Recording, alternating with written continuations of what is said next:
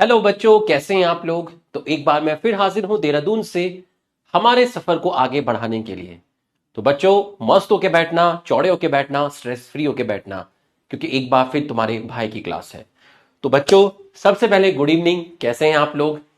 ऐसा लग रहा है कि एक बरसों के बाद मिल रहे हैं, है ना। एक जमाना हो गया ऐसा लग रहा है जैसे काफी टाइम के बाद मिल रहे हैं। और अब तो वीक में 2 दिन ही मिला करेंगे, फ्राइडे को मिलेंगे और थर्सडे को मिलेंगे। तो ये भी एक अच्छी बात है, आपको सेल्फ स्टडी का और टाइम मिल जाएगा। ठीक है, आपको सेल्फ स्टडी का टाइम और ज्यादा मिल जाएगा।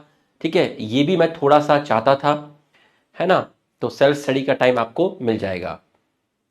इससे क्या होगा, जो टाइम टेबल मैं आपको कल प्रोवाइड करने वाला हूं, कल मैं आपको टाइम टेबल प्रोवाइड करने वाला हूं, स्पेशली उन 40% स्टूडेंट पर फोकस करके बनाया गया है जो बहुत ज्यादा स्टडी आवर्स उनके नहीं होते हैं। उनको स्कूल का होमवर्क भी करना है और नीट की तैयारी भी करनी है, और वो बहुत ज्यादा पढ़ाई नहीं कर सकते, एक नॉर्मल स्टडी आवर्स उनके होते हैं। तो उन 40% स्टूडेंट्स को देख के ये टाइम टेबल बनाया जा रहा है, अंडर प्रोसेस है। ठीक, और बाकी 60% अपना मैनेज कर लेते हैं। ठीक है, और ये बहुत फ्रूटफुल रहने वाला है। ठीक है, आपको अच्छा लगेगा। बस आपको एक ही प्रॉमिस करना है कि आपको वो चीज फॉलो करनी है। ठीक है, और पढ़ाई आपको करनी है। ठीक है, जिसमें आपको मिनिमम 4.5 से 5 घंटे डेली पढ़ने होंगे। और वीकेंड पर जिस दिन आपकी क्लास नहीं होगी, उस दिन आपको स्टडिंग आवर्स बढ़ाने पड़ेंगे। मतलब उस दिन आपको स्टडिंग आवर्स जो होंगे वो 7 to 8 आवर्स रखने पड़ेंगे। तो बाकी दिन मंडे टू फ्राइडे आपको 4.5 से 5 घंटे पढ़ना है, और सैटरडे और संडे में 7 से 8 घंटे पढ़ना है। बस आप इसको फॉलो करिए, कोई भी स्टूडेंट इसको फॉलो करिए, उसको कहीं पर कोई भी दिक्कत नहीं आएगी, मैं दावे के साथ कह रहा हूं। तो कल जब मैं आऊंगा तो बहुत अच्छी तरीके से एक प्रेजेंटेबल फॉर्म में आऊंगा, और हर चीज के बारे में तथ्य के ऊपर मैं बात करूंगा, और आपको प्रूफ करूंगा कि अगर आप इसको फॉलो करते हैं तो आपको कहीं पर भी कोई भी दिक्कत नहीं आएगी। बच्चों, जितनी भी डीपीपीज आपके पास आई हैं, मैं सभी के वीडियो सॉल्यूशन प्रोवाइड कर चुका हूं। ठीक, अब मेरे तरफ से बस आपको लास्ट लेक्चर का रिवीजन लेक्चर देना है, जो कि मैं आपको कल प्रोवाइड करा दूंगा। ठीक, और इस चैप्टर के हैंड रिटन नोट्स जो आपको मैं सैटरडे को दूंगा, क्योंकि सैटरडे को क्लास नहीं है तो मैं बैठ के आराम से नोट्स बना सकता हूं। ठीक, तीसरी चीज मुझे आपको बोलनी थी कि आपको कोई भी चैप्टर रिवाइज करना है, मान लीजिए सेल रिवाइज करना है या सेल साइकिल रिवाइज करना है ना। आप चेक करिए, cell the unit of life के टोटल रिवीजन लेक्चर की जो ड्यूरेशन है वो 45 से 50 मिनट्स है। तो इन रिवीजन लेक्चर का महत्व तब बढ़ जाता है जब आपको वही पूरा का पूरा डिटेल में आपको चीजें रिवाइज करनी है, तो आप 45 से 50 मिनट में पूरा का पूरा चैप्टर का फील ले सकते हैं। तो इसलिए रिवीजन लेक्चर जो है बहुत कारीगर सिद्ध होने वाले हैं। इसकी कीमत आपको और ज्यादा तब समझ में आएगी जब 2 से 3 महीने बाद आप पीछे मुड़कर देखेंगे। चलिए, enough of talk, let's start. तो एक बार आप हमारे सम्मान में सभी लोग यस सर लिख दीजिए। गुड इवनिंग भाई, गुड इवनिंग। तो एक बार आप हमारे सम्मान में फटाफट यस लिख दीजिए। ये फाइनल यस है, सबसे पहले वाला यस है। सभी लोग इसमें जुड़िए, ज्यादा से ज्यादा लोग इसमें पार्टिसिपेट करिए।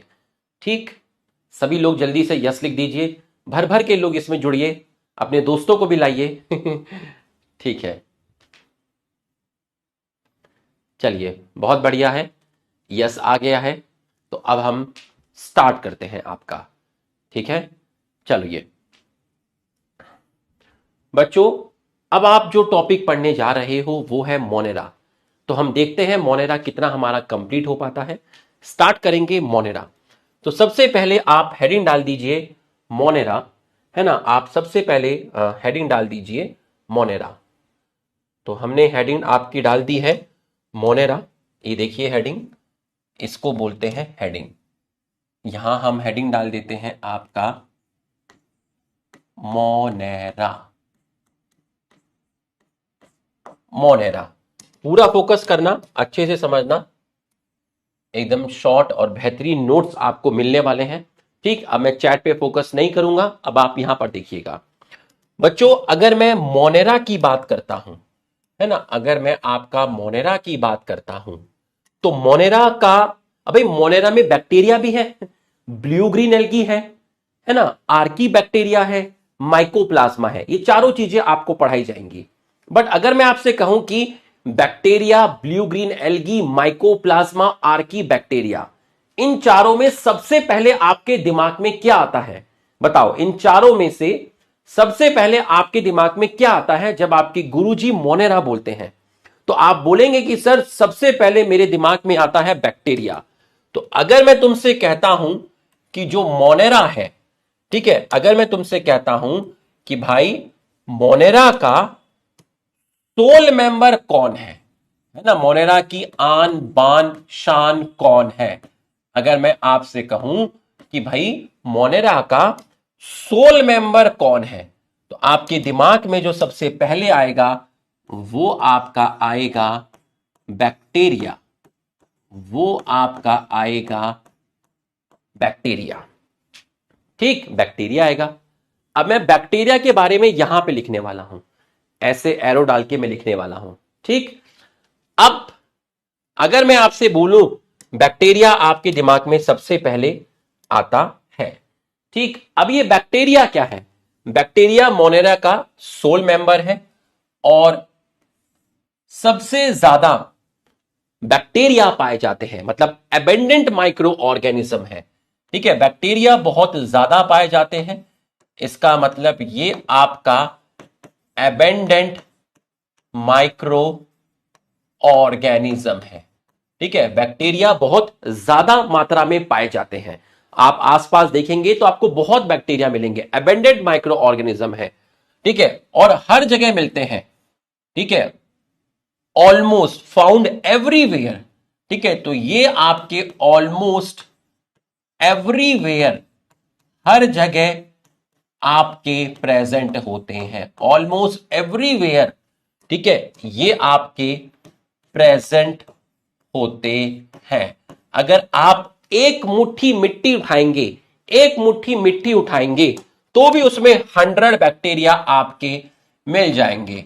तो करीब आपके 100 बैक्टीरिया एक मुट्ठी में मिल जाएंगे। ठीक है, handful of soil, handful of soil, handful of soil, एक मुट्ठी मिट्टी में 100 बैक्टीरिया आपके मिल जाएंगे। और मैं आपको बात करूं तो ये आपके also present in, also present in harsh condition. Harsh condition, harsh का मतलब होता है adverse condition, adverse condition, adverse condition मतलब अनफेवरेबल कंडीशन, एक ऐसी कंडीशन जहां पर कोई दूसरा ऑर्गेनिज्म उतना रहना पसंद नहीं करेगा, लेकिन ये वहां पर भी मिल जाते हैं। तो अगर मैं एडवर्स कंडीशन की आपसे बात करता हूं तो यहां से आप एक एरो और निकाल दीजिए कि एडवर्स कंडीशन का एग्जाम्पल क्या हुआ। एडवर्स कंडीशन का एग्जाम्पल क्या हुआ? जैसे मैंने आपको बोला हॉट स्प्रिंग, हॉट स्प्रिंग। बच्चों, हॉट स्प्रिंग का मतलब क्या है? जमीन में बहुत नीचे जहां पर आपका तापमान बहुत ज्यादा होता है, तो कुछ एरिया है जैसे हिमाचल प्रदेश में भी है ऐसे कुछ, है ना, और सिक्किम में भी ऐसी जगह है जहां पर जमीन में नीचे तापमान बहुत ज्यादा है। अब जमीन में अर्थ क्रस्ट में जो तापमान बहुत ज्यादा है उसके कई कारण हो सकते हैं। हो सकता है कहीं पर मॉल्टेन रॉक, मॉल्टेन रॉक जिसको आप मैग्मा बोलते हो, कहीं पर वॉल्केनो हुआ हो, कहीं पर वॉल्केनो हो रहा हो, कहीं पर वॉल्केनो हो रहा हो, तो हो सकता है वो जो मॉल्टेन रॉक है, वो जो मॉल्टेन रॉक है, उस मॉल्टेन रॉक की वजह से जमीन में नीचे तापमान बढ़ गया हो। देखिए, सिंपल सी बात समझिए, ध्यान से समझिए बच्चों। समुंदर में पानी है, ठीक, अब पानी में आप समुंदर के अंदर जाइए तो आप एकदम नीचे की तरफ जाइए, तो समुंदर में जो नीचे पानी है वो पानी ऐसी जगह से मूव कर कर आया हो जहां पर मॉल्टेन रॉक्स है, जहां पर मॉल्टेन रॉक्स है, जहां पर मॉल्टेन रॉक्स है, जहां पर वॉल्केनो हुआ हो। तो जमीन में अगर मैं आपसे बात करता हूं, समुंदर के अंदर जो पानी सबसे नीचे की तरफ है वो पानी सर्कुलेट होकर आता है ऐसी जगह से जहां पर वॉल्केनो हुआ हो या वह मॉल्टेन रॉक्स हो, जिसकी वजह से पानी का तापमान बढ़ जाता है। ऐसी जगह को बोलते हैं हॉट स्प्रिंग। ठीक। और अर्थ क्रस्ट में आप नीचे की तरफ जाओगे तो जैसे जैसे आप अर्थ क्रस्ट में डेप्थ में जाते हो तो डेप्थ के साथ भी टेम्परेचर आपका राइज होता है, जिसको आप जियोथर्मल ग्रेडियंट बोलते हैं। तो जरूरी नहीं कि वॉल्केनो की वजह से ही ऐसा हुआ हो। अर्थ क्रस्ट में आप नीचे जाओगे तो डेप्थ के साथ भी तापमान बढ़ता है, जिसको आप जियोथर्मल ग्रेडियंट बोलते हैं। बट जितना भी मैंने लास्ट 3 मिनट में बोला, हमें ये कुछ नहीं लिखना है, हमें कुछ नहीं समझना है। आप हॉट स्प्रिंग से बस इतना समझ लेना कि हॉट स्प्रिंग ऐसी जगह है जहां पर टेम्परेचर आपका हाई होता है। बच्चों, ये वाला कॉन्सेप्ट आपको समझ में आया तो एक बार हमारे सम्मान में यस लिख दीजिए। हॉट स्प्रिंग वाला कॉन्सेप्ट आपको समझ में आया तो आप एक बार हमारे सम्मान में यस लिख दीजिए। हॉट स्प्रिंग हो गया आपका, या मैं कहूं आपका डेजर्ट हो गया। ठीक। या मैं कहूं डीप ओशियन हो गया। ठीक। या मैं आपसे कहूं कोल्ड रीजन। ठीक है, कोल्ड रीजन, आपका कोल्ड रीजन, जहां या कहूं मैं वहां आपका स्नो हुआ हो, है ना, या आर्कटिक, एंटार्क्टिका भी आप बोल सकते हैं। आर्कटिक रीजन, एंटार्क्टिक रीजन ठंडी जगह होती है। तो कोल्ड आ गया, डेजर्ट आ गया, डीप ओशन आ गया, हॉट स्प्रिंग हो गया। ठीक है, तो ये आपका एडवर्स कंडीशन में भी मिल जाता है। ठीक।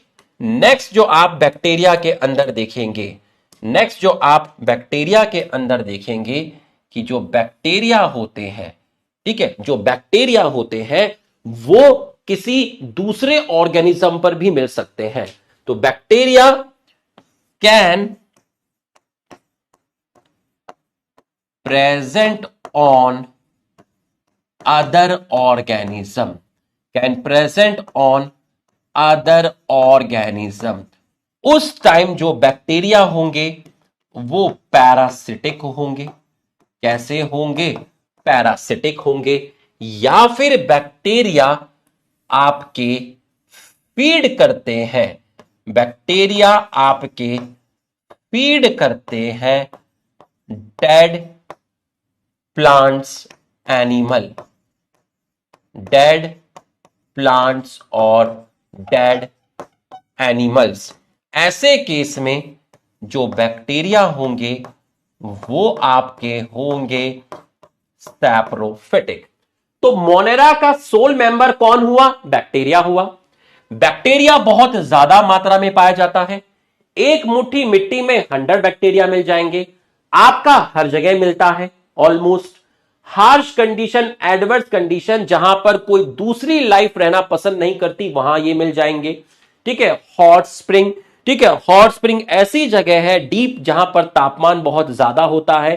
तापमान ज्यादा होने का कारण हो सकता है उस जगह पर वॉल्केनो हो रहा हो, तो नीचे का जो लावा है, जो मॉल्टन रॉक है, जिसको आप मैग्मा बोलते हो, वो मैग्मा से नीचे समुद्र का पानी सर्कुलेट हो जाता है, जिसकी वजह से समुद्र में उस जगह पानी का तापमान बढ़ जाता है। और ऐसा जरूरी नहीं कि वॉल्केनो ही हो रहा हो। एक कॉन्सेप्ट होता है जियोथर्मल ग्रेडियंट, कि अर्थ क्रस्ट में डेप्थ में जितना जाओगे तापमान आपका बढ़ता है। ये आपके किसी दूसरे ऑर्गेनिज्म पे हो सकते हैं, पैरासाइट, या फिर ये डेड प्लांट और एनिमल पे फीड करते हैं, जिसको आप बोलते हैं सैप्रोफिटिक। बच्चों, यहां तक की पढ़ाई आपको समझ में आई तो एक बार आप हमारे सम्मान में फिर से यस लिख दीजिए। फिर से आप एक बार यस लिख दीजिए अगर आपको यहां तक की पढ़ाई आपको समझ में आ गई है तो आप एक बार हमारे सम्मान में यस लिख दीजिए। यहां तक की पढ़ाई आपको समझ में आई तो आप यस लिख दीजिए। चलिए, यहां तक की पढ़ाई आपको समझ में आ गई है। तो जो बैक्टीरिया है ना, बैक्टीरिया का आप स्ट्रक्चर पूरा का पूरा पढ़ चुके हैं cell the unit of life के अंदर, है ना। तो बैक्टीरिया इतना छोटा सा है, माइक्रो ऑर्गेनिज्म है, स्ट्रक्चर में सिंपल है, लेकिन जब आप इसके बारे में पढ़ते हो तो चीजें कॉम्प्लेक्स है। हर चीज आप इसके बारे में पढ़ते हो, है ना, इसका स्ट्रक्चर के बारे में पढ़ते हो, नेचर में इसका क्या क्या रोल है, इसका रोल कर्ड बनाने में इसका रोल है, एंटीबायोटिक बनाने में इसका रोल है, नाइट्रोजन फिक्सेशन में इसका रोल है। तो बैक्टीरिया भले ही स्ट्रक्चर में सिंपल हो, लेकिन इसकी जो हरकतें हैं, बिहेवियर में जो बैक्टीरिया है वो सिंपल नहीं है। देखने में भले ही माइक्रोस्कोपिक हो, छोटा सा हो, स्ट्रक्चर भले ही सिंपल लगे, बट बिहेवियर में कॉम्प्लेक्स है। तो जो बैक्टीरिया होता है आपका, जो बैक्टीरिया होता है आपका, वो स्ट्रक्चर में सिंपल है, सिंपल है किसमें? इन स्ट्रक्चर, स्ट्रक्चर में सिंपल है but complex in behaviour, complex in behaviour, complex in behaviour, ठीक, कॉम्प्लेक्स इन बिहेवियर, ठीक। अब बैक्टीरिया में ऑटोट्रॉप्स हैं। ऑटोट्रॉप्स में मैंने आपको बताया था फोटो ऑटोट्रॉप्स भी हैं और कीमो ऑटोट्रॉप्स भी हैं, बिल्कुल सही। सर बैक्टीरिया में हेट्रोट्रॉप्स भी हैं।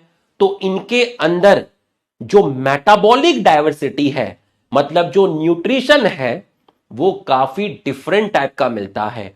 ऑटोट्रॉप्स में फोटो ऑटोट्रॉप्स भी हैं, कीमो ऑटोट्रॉप्स भी हैं, हेट्रोट्रॉप में सैप्रोफिटिक भी है, पैरासिटिक भी है, सिम्बायोटिक भी है।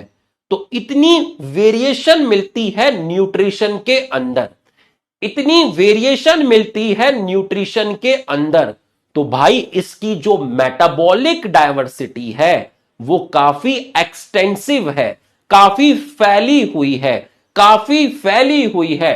तो इसके अंदर डिफरेंट टाइप का न्यूट्रिशन मिलता है, डिफरेंट टाइप का न्यूट्रिशन मिलता है।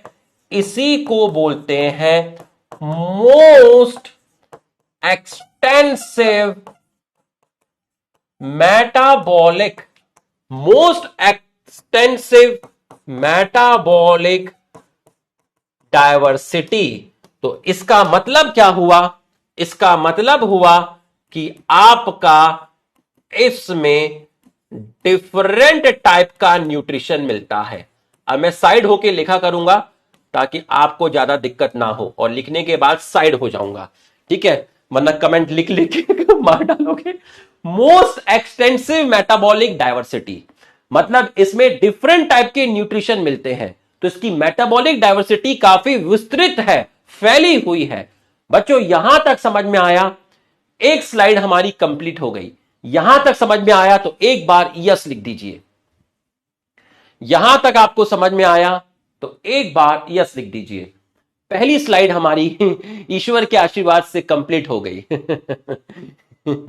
यहां तक समझ में आया तो आप यस लिखिए।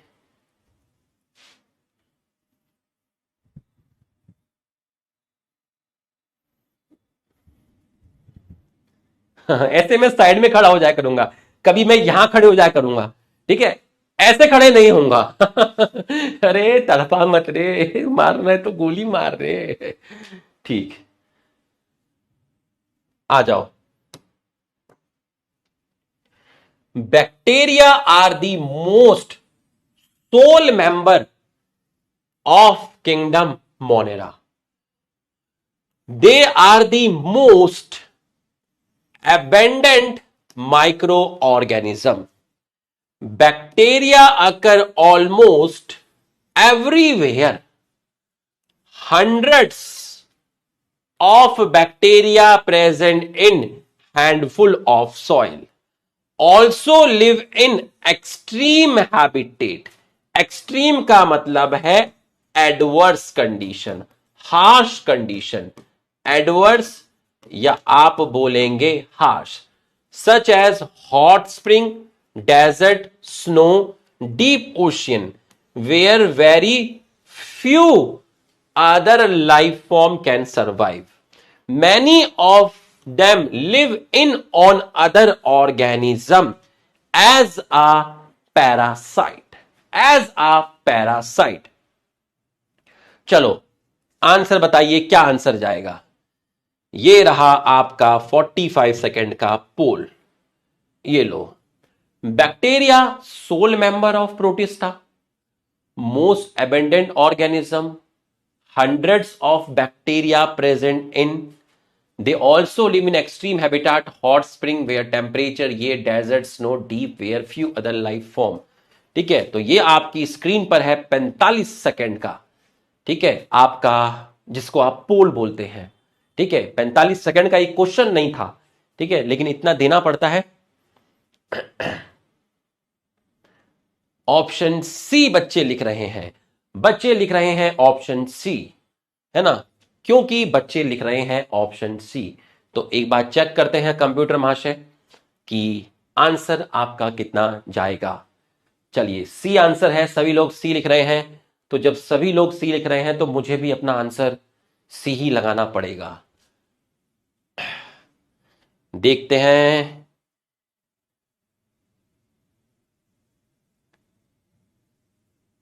एट्टी 4% लोगों ने कहा आंसर जो है सी। साद, मोहम्मद अबूबकर, ज्योति केशरी, लक्ष्मी, समजीत, ये झलक, युवराज, गिटार, सृष्टि, बहुत बढ़िया। ठीक है, इनके अलावा जिन्होंने सही दिया उनको भी बहुत बहुत बधाई हो। ठीक है, तो आपका बैक्टीरिया सोल मेंबर प्रोटिस्टा नहीं, यहां आना चाहिए था Monera, most abundant organism found everywhere, hundreds of bacteria present in soil, सही है। They also live in habitat hot spring where temperature is very low नहीं, आपका हाई। ठीक, तो आंसर आपका ये गया। बच्चों ये हम पढ़ेंगे नहीं, बताओ ये हमने कहां पढ़ा था, बताओ हमने कहां पढ़ा था? Already done in cell unit of life, और इसके ऊपर हमने क्वेश्चन भी कर लिया था। सेल के अंदर पढ़ा था कोकस, बैसिलस, स्पाइरल, विब्रियो। तो ये हम आपका नहीं पढ़ेंगे और ये आप सहमत भी करेंगे क्योंकि ऑलरेडी ये चीज आपकी पढ़ चुके हैं। बैसिलस रॉड लाइक था, कोकस स्फेरिकल था, ये स्पाइरल था और ये आपका कॉमा शेप था। यही चीज यहां लिखी है और हम ये ऑलरेडी आपका पढ़ चुके हैं। अब देखिए, bacteria structure very simple, they are very complex in behaviour compared to many other organism. Bacteria as a group show most extensive metabolic diversity। ठीक है, तो मोस्ट एक्सटेंसिव मेटाबॉलिक डायवर्सिटी का मतलब क्या हो गया है कि इसके अंदर डिफरेंट टाइप के, इसके अंदर आपके डिफरेंट टाइप के क्या मिलते हैं? न्यूट्रिशन मिलते हैं, डिफरेंट टाइप का न्यूट्रिशन मिलता है। चलिए अब इस चीज को थोड़ा सा हम समझते हैं। अब आप सेकेंड स्लाइड में आइए और हेडिंग लिखिएगा। जैसे जैसे मैं आपको हेडिंग बताऊंगा आप वैसे लिखिएगा। ठीक है, हेडिंग लिखिए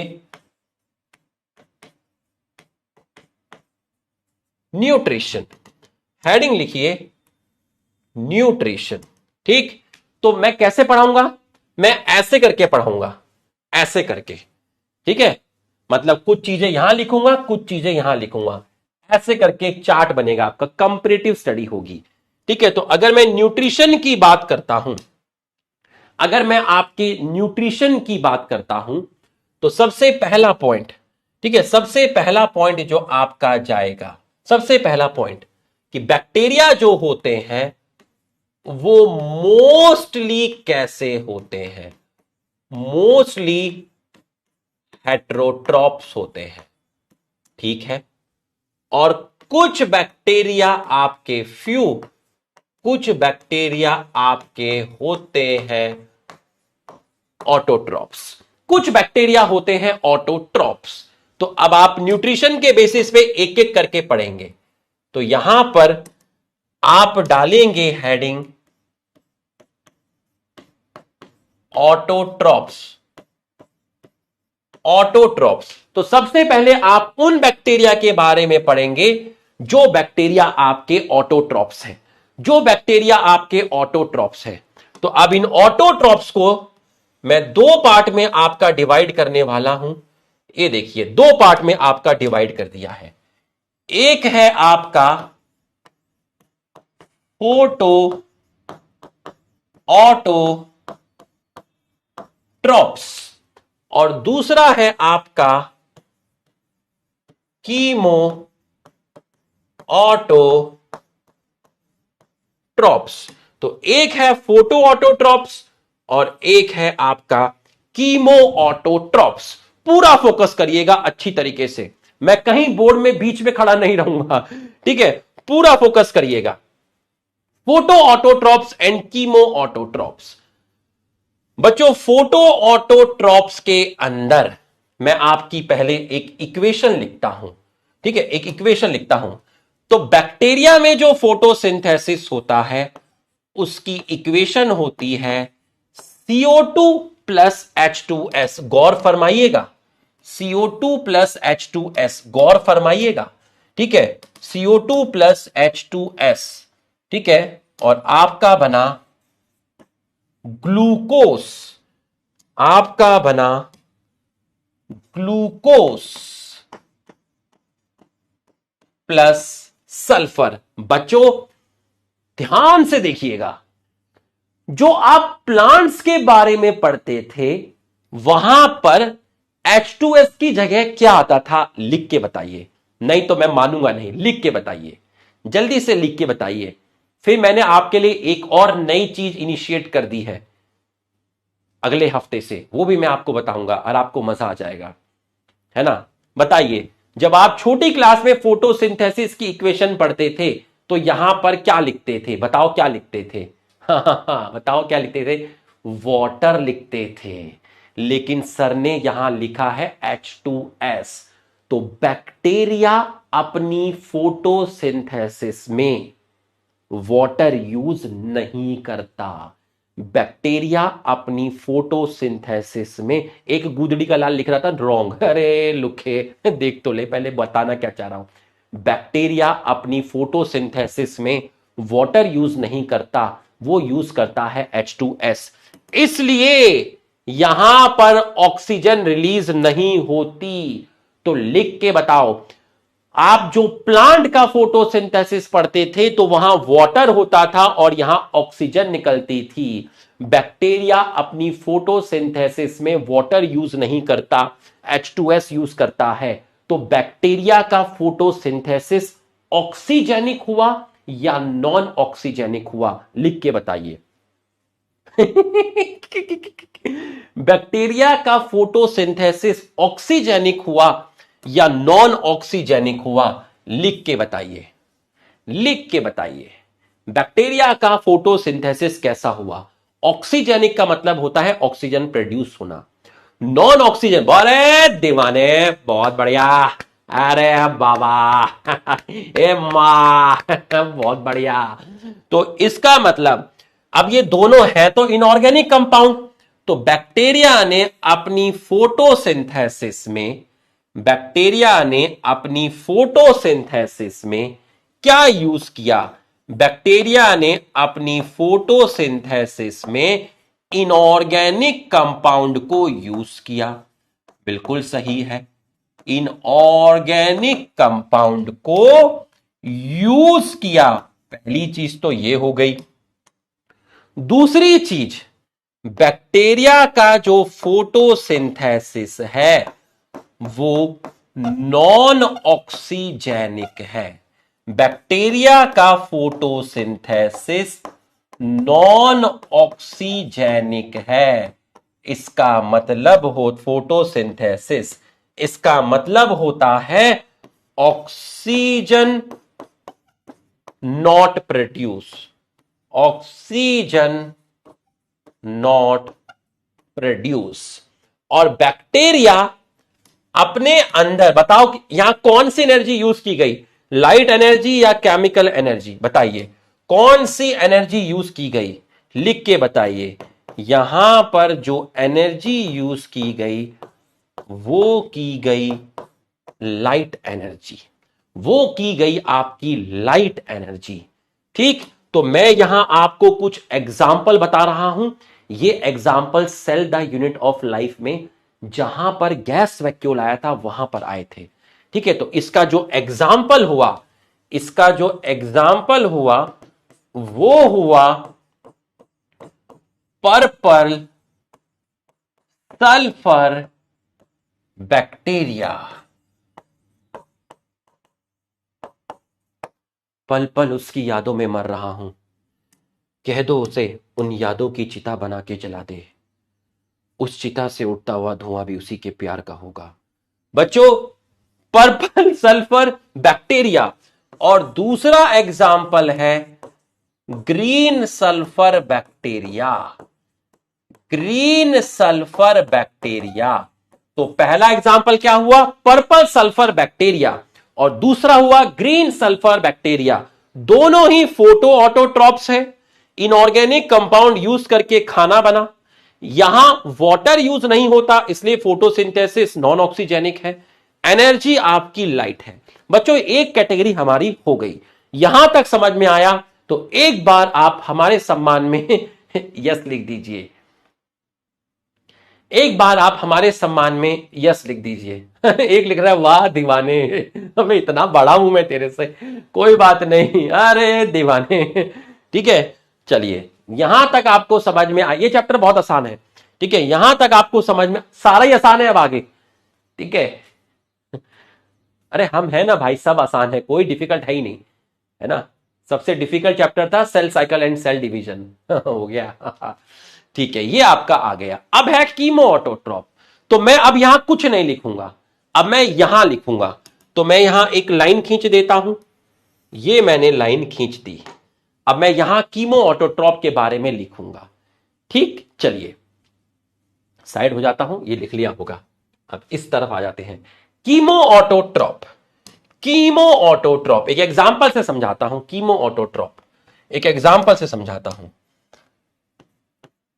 बच्चों, एक चीज होती है अमोनिया। इस अमोनिया का जब ऑक्सीडेशन होता है, मैं बैलेंस नहीं कर रहा हूं, इस अमोनिया का ऑक्सीडेशन होता है तो आपका बनता है नाइट्राइट। इस नाइट्राइट का ऑक्सीडेशन होता है तो आपका बनता है, आपका बनता है, आपका बनता है नाइट्रेट। अमोनिया से बना नाइट्राइट, नाइट्राइट से बना नाइट्रेट, और आपकी एनर्जी रिलीज हुई। तो जो एनर्जी रिलीज हुई उस एनर्जी को बोलते हैं केमिकल एनर्जी। उस एनर्जी को बोलते हैं केमिकल एनर्जी। तो अमोनिया का ऑक्सीडेशन हुआ तो आपका नाइट्राइट बना, है ना। अमोनिया का क्या हुआ, ऑक्सीडेशन हुआ तो नाइट्राइट बना। नाइट्राइट का ऑक्सीडेशन हुआ तो नाइट्रेट बना, और कुछ एनर्जी रिलीज हुई, उस एनर्जी को बोला केमिकल एनर्जी। और ये केमिकल एनर्जी आपकी यूटिलाइज होगी।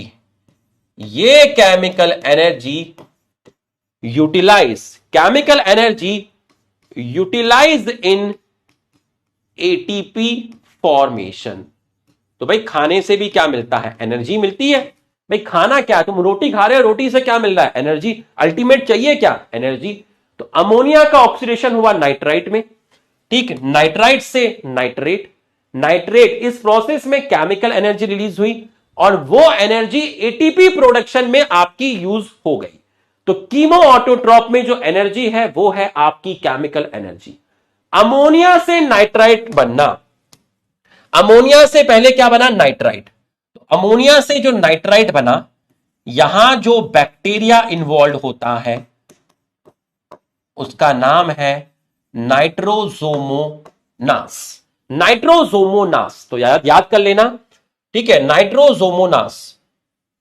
और एक और याद कर लेना, नाइट्रोकोकस।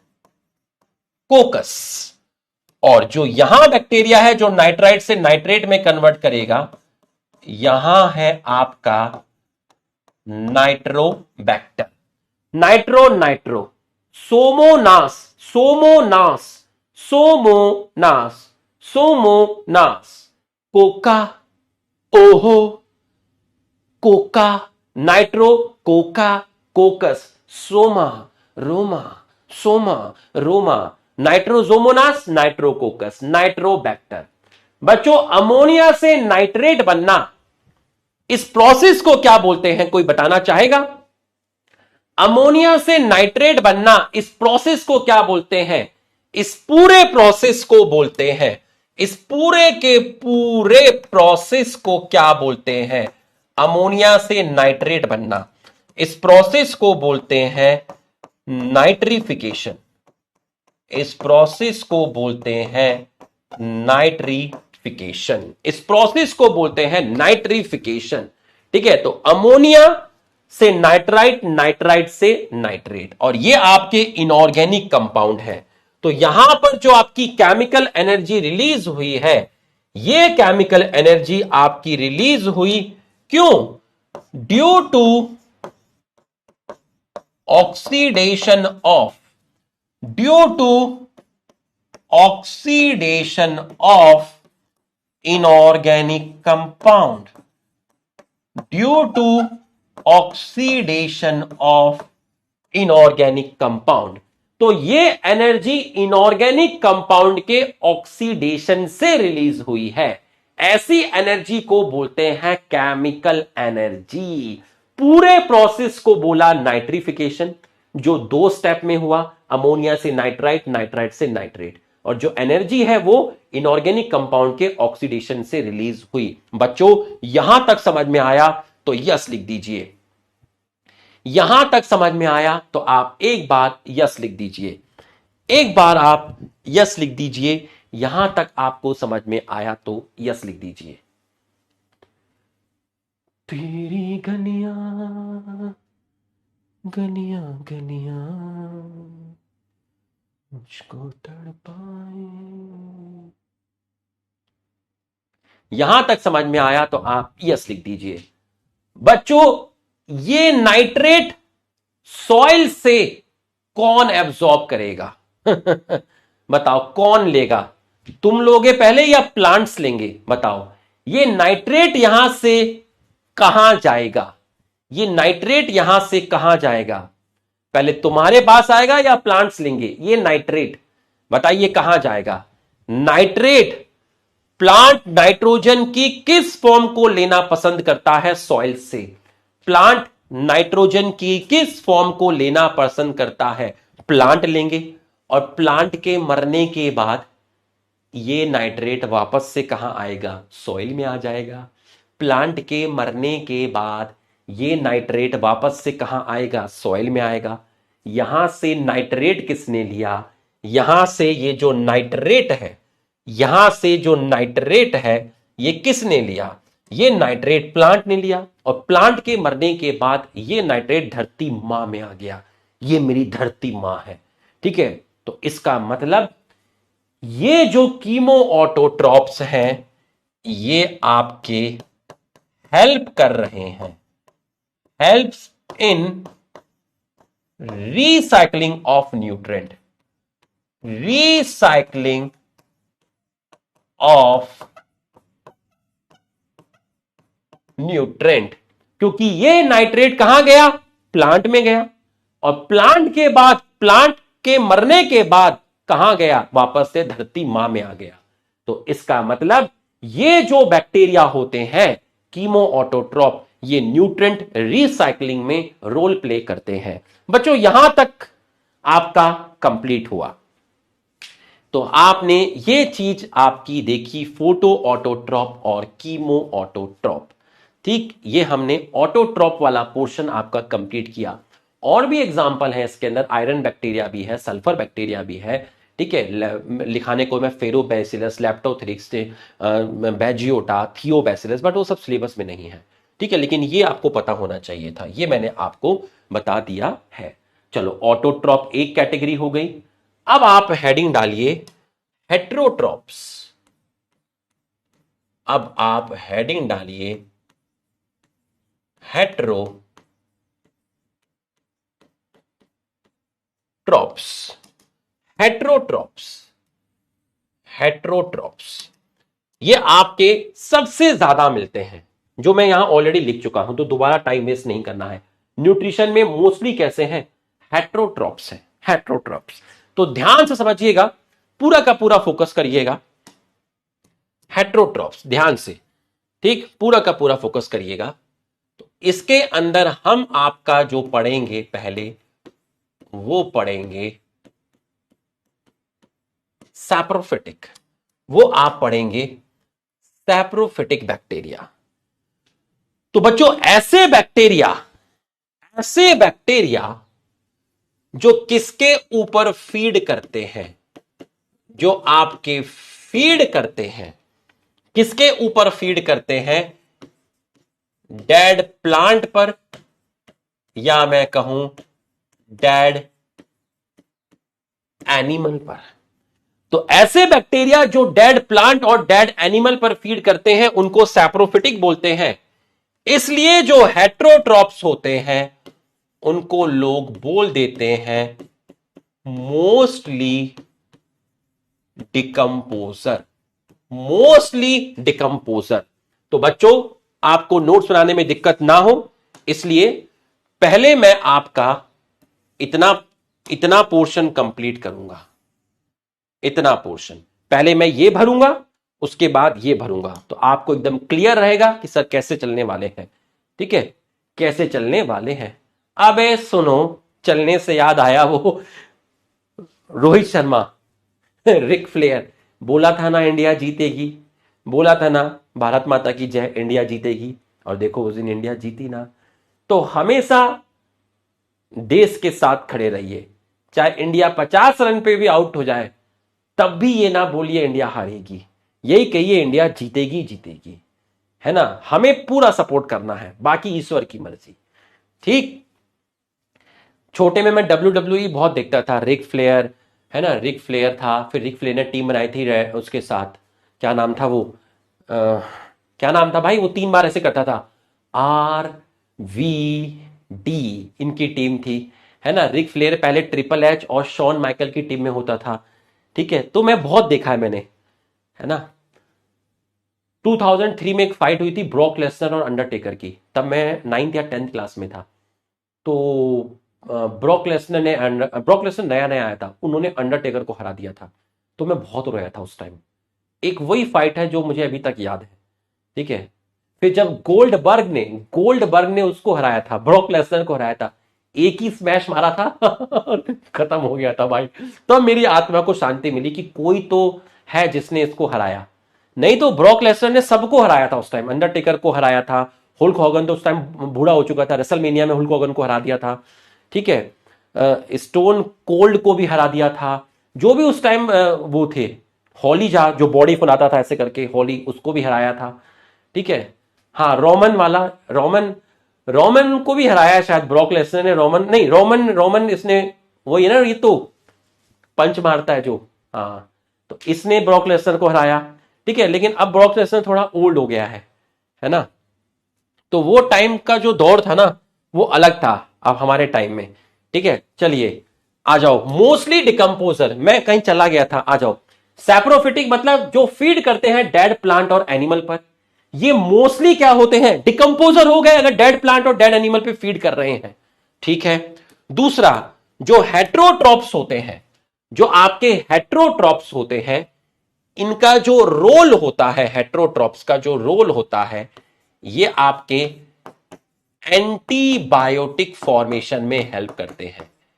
एंटीबायोटिक फॉर्मेशन में क्या करते हैं? हेल्प करते हैं।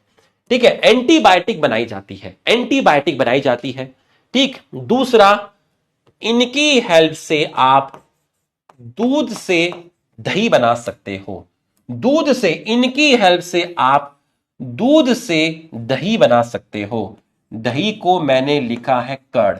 तो मिल्क से जो कर्ड बनाता है उस बैक्टीरिया को बोलते हैं लैक्टोबैसिलस। लैक्टोबैसिलस, इसका मतलब लैक्टोबैसिलस, लैक्टोबैसिलस हेट्रोट्रॉपिक बैक्टीरिया हुआ जो मिल्क से कर्ड बना रहा है। इन बैक्टीरिया का रोल जो है, हेट्रोट्रॉपिक बैक्टीरिया का रोल एंटीबायोटिक फॉर्मेशन में भी होता है। ठीक, और हेट्रोट्रॉप में मेन कैटेगरी है आपकी सैप्रोफिटिक, जो डेड डिकेइंग पे फीड करते हैं। अब आप मुझे खुद बताइए, सोच के बताइए, अगर डिकंपोजर या फिर ये बैक्टीरिया डेड प्लांट और डेड एनिमल पे फीड कर रहे हैं तो ये उनके शरीर का किसको तोड़ रहे हैं?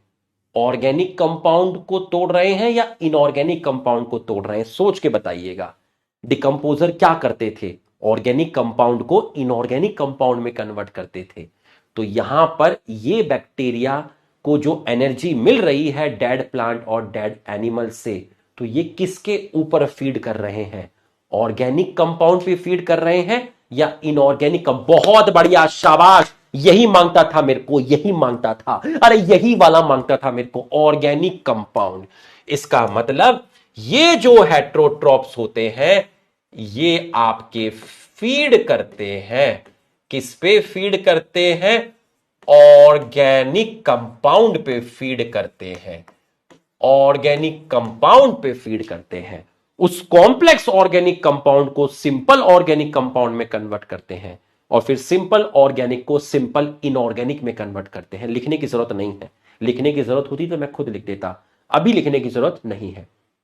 क्लास 12th में जब डिटेल में पढ़ाएंगे आपको इकोलॉजी, ठीक है, तब आपको ये चीज अपने आप ही बता देंगे, क्योंकि वहां पर इकोसिस्टम में एक पूरा टॉपिक होता है डिकम्पोजिशन, तो वहां ये चीज आ जाती है। यहां मत लिखना, लिखने की जरूरत होती तो मैं खुद ही लिख देता। ठीक है, ये ऑर्गेनिक कंपाउंड पे फीड करते हैं जो कॉम्प्लेक्स ऑर्गेनिक कंपाउंड होते हैं, है ना। हमारे शरीर में जो कॉम्प्लेक्स ऑर्गेनिक कंपाउंड है उस पर फीड करेंगे, उसको तोड़ेंगे सिंपल ऑर्गेनिक कंपाउंड में, फिर और तोड़ेंगे सिंपल इनऑर्गेनिक कंपाउंड में। लिखने की जरूरत नहीं है, सिर्फ इतना लिख लो, फीड ऑन ऑर्गेनिक कंपाउंड, बस इतना लिख लो। लास्ट 2 मिनट में क्या बोला, कुछ मत सुनो ना कुछ लिखो। ठीक, अब और क्या काम करते हैं? और ये आपके नाइट्रोजन फिक्सेशन करने में हेल्प करते हैं, नाइट्रोजन फिक्सेशन करते हैं, नाइट्रोजन फिक्सेशन करते हैं इन रूट ऑफ लेग्यूम्स। लेग्यूम्स वो प्लांट होते हैं जिनके अंदर आपकी दालें आती हैं जो प्रोटीन के सोर्स होते हैं। ठीक है, ग्राउंडनट आ गया, आपका मूंगफली आ गई, है ना, आपका चना आ गया, आपकी सोयाबीन आ गई, आपका चना आ गया, ग्राम आ गया, पी आ गया, बहुत सारे एग्जाम्पल हैं। ठीक है, ये लेग्यूमिनस प्लांट होते हैं। ठीक है, लेग्यूमिनस प्लांट जो प्रोटीन के सोर्स होते हैं, आपकी दालें हो गई, मूंगफली हो गई, आपकी सोयाबीन हो गया, आपका चना हो गया, ठीक है, ये सब लेग्यूम्स के अंदर आते हैं। तो ये जो बैक्टीरिया होते हैं, जैसे मैं एग्जाम्पल आपको बता देता हूं, यहां पर आपने सुना भी होगा राइजोबियम, राइजोबियम। तो बच्चों मैंने आपको राइजोबियम कैसा बैक्टीरिया हुआ? हेट्रोट्रॉप्स बैक्टीरिया हुआ। किसमें हेल्प करता है? नाइट्रोजन फिक्सेशन में हेल्प करता है। ये कहां प्रेजेंट होता है? लेग्यूम्स प्लांट की रूट में मिलता है। लैक्टोबैसिलस भी कैसा बैक्टीरिया है? हेट्रोट्रॉप है। मिल्क को किसमें कन्वर्ट करेगा? कर्ड में कन्वर्ट करेगा। हेट्रोट्रॉपिक बैक्टीरिया किसमें हेल्प करते हैं? एंटीबायोटिक बनवाते हैं। ठीक है, सैप्रोफिटिक बैक्टीरिया डेड प्लांट और एनिमल पे फीड करते हैं, इसलिए सैप्रोफिटिक बैक्टीरिया जो है मोस्टली डिकम्पोजर है। या मैं आपसे कहूं हेट्रोट्रॉपिक बैक्टीरिया मोस्टली आपके क्या होते हैं? डिकम्पोजर होते हैं। हेट्रोट्रॉपिक बैक्टीरिया के अंदर कैटेगरी है सैप्रोफिटिक, सैप्रोफिटिक हेट्रोट्रॉप्स होते हैं, डिकम्पोजर भी हेट्रोट्रॉप्स है, एंटीबायोटिक फॉर्मेशन में भी हेट्रोट्रॉप्स वाले बैक्टीरिया हैं, लैक्टोबैसिलस भी हेट्रोट्रॉप्स है, राइजोबियम भी हेट्रोट्रॉप्स है। राइजोबियम किसका फिक्सेशन करता है? नाइट्रोजन का फिक्सेशन करता है। कहां पर? लेग्यूमिनस प्लांट की रूट में ये काम करता है, नाइट्रोजन का फिक्सेशन करता है। ठीक है, नाइट्रोजन का फिक्सेशन करता है, नाइट्रोजन को अमोनिया में कन्वर्ट करता है, नाइट्रोजन को अमोनिया में कन्वर्ट करता है। बच्चों यहां तक की पढ़ाई आपको समझ में आई तो आप यस लिखिए। यहां तक की पढ़ाई आपको समझ में आई तो आप यस लिख दीजिए, फटाफट यस लिख दीजिए। आराम आराम से चलेंगे, शॉर्ट मस्त नोट्स बनाते हुए एकदम।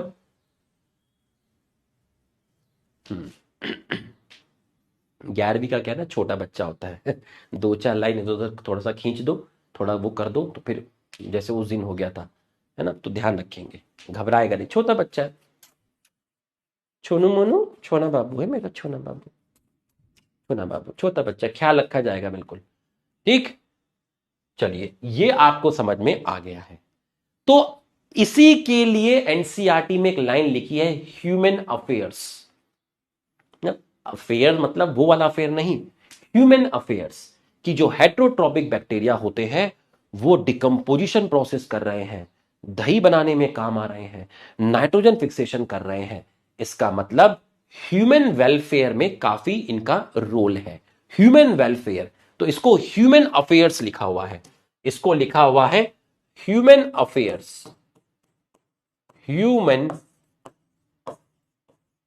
Affairs, human affairs. तो ह्यूमन अफेयर्स का मतलब है यहां वेलफेयर, हमारे लिए फायदेमंद, हमारे लिए फायदेमंद वेलफेयर।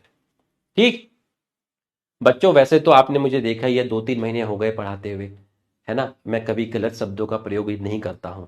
ठीक है, हमेशा भाषा की शालीनता बनाए रखता हूं, है ना, तो बनानी भी चाहिए, लेकिन फिर भी कभी जाने अनजाने में कोई ऐसा शब्द निकल जाए जो नहीं निकलना चाहिए, है ना, तो उसके लिए आप हमें माफ कर देना।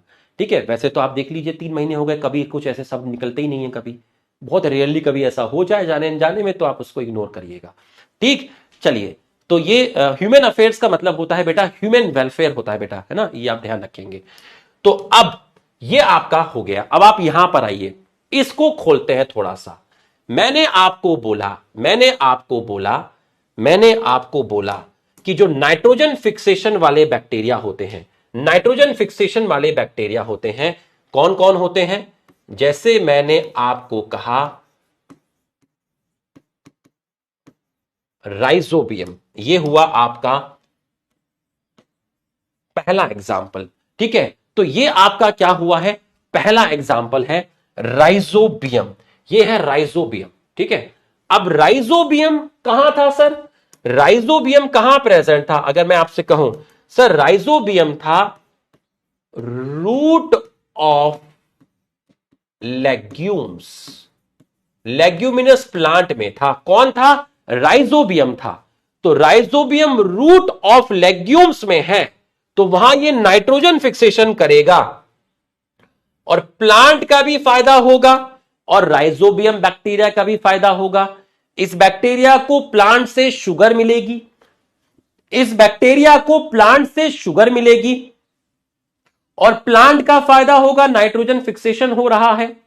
तो ऐसी रिलेशनशिप को आप क्या बोलते हो? जहां दोनों का फायदा हो और दोनों एक दूसरे के बिना ना रह पाए, ऐसी रिलेशनशिप को आप बोलते हो सिम्बायोटिक रिलेशन। ऐसे को आप बोलते हैं सिम्बायोटिक रिलेशन। तो बच्चों यहां सैप्रोफिटिक जो है आपका, ठीक है, तो यहां पर आपका हमने सैप्रोफिटिक के बारे में बात किया था। तो जो राइजोबियम बैक्टीरिया है वो आपका लेग्यूमिनस प्लांट की रूट में होता है, जहां उसको प्लांट से फायदा मिलता है, शुगर वगैरह मिलती है और प्लांट में ये नाइट्रोजन फिक्सेशन करता है। तो जब दोनों ऑर्गेनिज्म साथ में रहें और दोनों का फायदा हो और दोनों एक दूसरे के बिना ना रह पाए, ऐसी रिलेशनशिप को बोलते हैं सिम्बायोटिक। और इसके अगर मैं एग्जाम्पल की बात करूं तो एग्जाम्पल तो आपका आ ही गया है राइजोबियम। तो पहला एग्जाम्पल आपका हो गया है राइजोबियम। ठीक, और जब ये नाइट्रोजन फिक्सेशन करता है, उस टाइम अगर कोई आपसे पूछे कि ये कैसे जीता है, नाइट्रोजन फिक्सेशन करने के टाइम ये एनारोबिक मोड में होते हैं। एनारोबिक मोड मतलब ऑक्सीजन की एब्सेंस में सरवाइव करते हैं। एनारोबिक मोड का मतलब होता है absence of O2, absence of O2, absence of O2। ठीक, तो राइजोबियम रूट ऑफ लेग्यूम से मिलेगा। ठीक है, कैसे रिलेशन है? सिम्बायोटिक है। और कैसा जिएगा? एनारोबिक मोड जिएगा उस टाइम जब ये क्या करता है? नाइट्रोजन फिक्सेशन करता है। तो बच्चों यहां ये क्या कर रहा है? नाइट्रोजन का फिक्सेशन कर रहा है। एक और एग्जाम्पल है इसका, एक और एग्जाम्पल है इसका, जिसका नाम है फ्रैंकिया। फ्रैंकिया कहां मिलेगा? फ्रैंकिया मिलेगा root of non legumes. Non legumes, इसके एग्जाम्पल पूछे हुए हैं नीट में, कई बार पूछे हुए हैं। फ्रैंकिया नॉन लेग्यूमिनस प्लांट की रूट में मिलेगा, राइजोबियम लेग्यूमिनस प्लांट की रूट में मिलेगा। तो इसका जो एग्जाम्पल जाएगा वो जाएगा प्लांट का एल्नस और कैजुरिना। याद रखना ये एल्नस तो पूछा हुआ है। तो लेग्यूमिनस प्लांट के एग्जाम्पल सर ने यहां लिख दिए, नॉन लेग्यूमिनस प्लांट के एग्जाम्पल सर ने यहां लिख दिए। कैसी रिलेशन है? कैसी रिलेशन है? रिलेशन सर सिम्बायोटिक है। कैसा मोड है? सर मोड एनारोबिक है। तो बच्चों दो एग्जाम्पल आपको बताए गुरुजी ने, पहला राइजोबियम, दूसरा फ्रैंकिया। दोनों ही नाइट्रोजन फिक्सेशन करते हैं, दोनों ही सिम्बायोटिक हैं और दोनों ही नाइट्रोजन फिक्सेशन के टाइम एनारोबिक मोड जीते हैं। यहां एग्जाम्पल है ये और यहां एग्जाम्पल है एल्नस एंड कैजुरिना।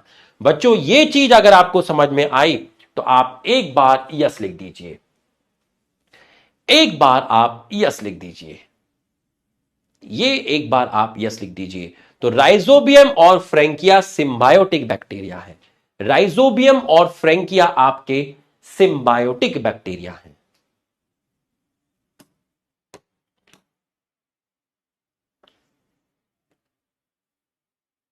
ये आपको समझ में आया तो आप यस लिख दीजिए।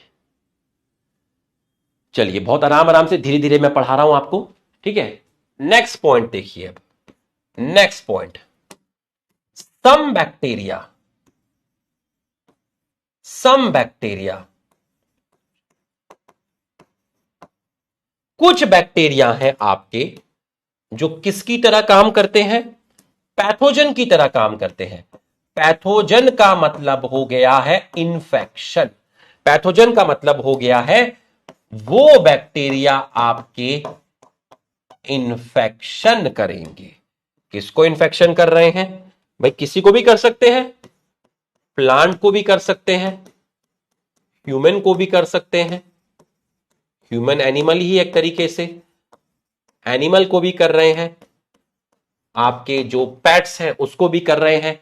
प्लांट को एनसीईआरटी ने क्रॉप लिख दिया है, प्लांट को एनसीईआरटी ने क्रॉप लिख दिया है। प्लांट को कर रहे हैं, ह्यूमन को कर रहे हैं, एनिमल को कर रहे हैं, पेट्स को कर रहे हैं, है ना। और अगर मैं कुछ डिजीज की आपसे बात करूं तो मैंने आपको बोल दिया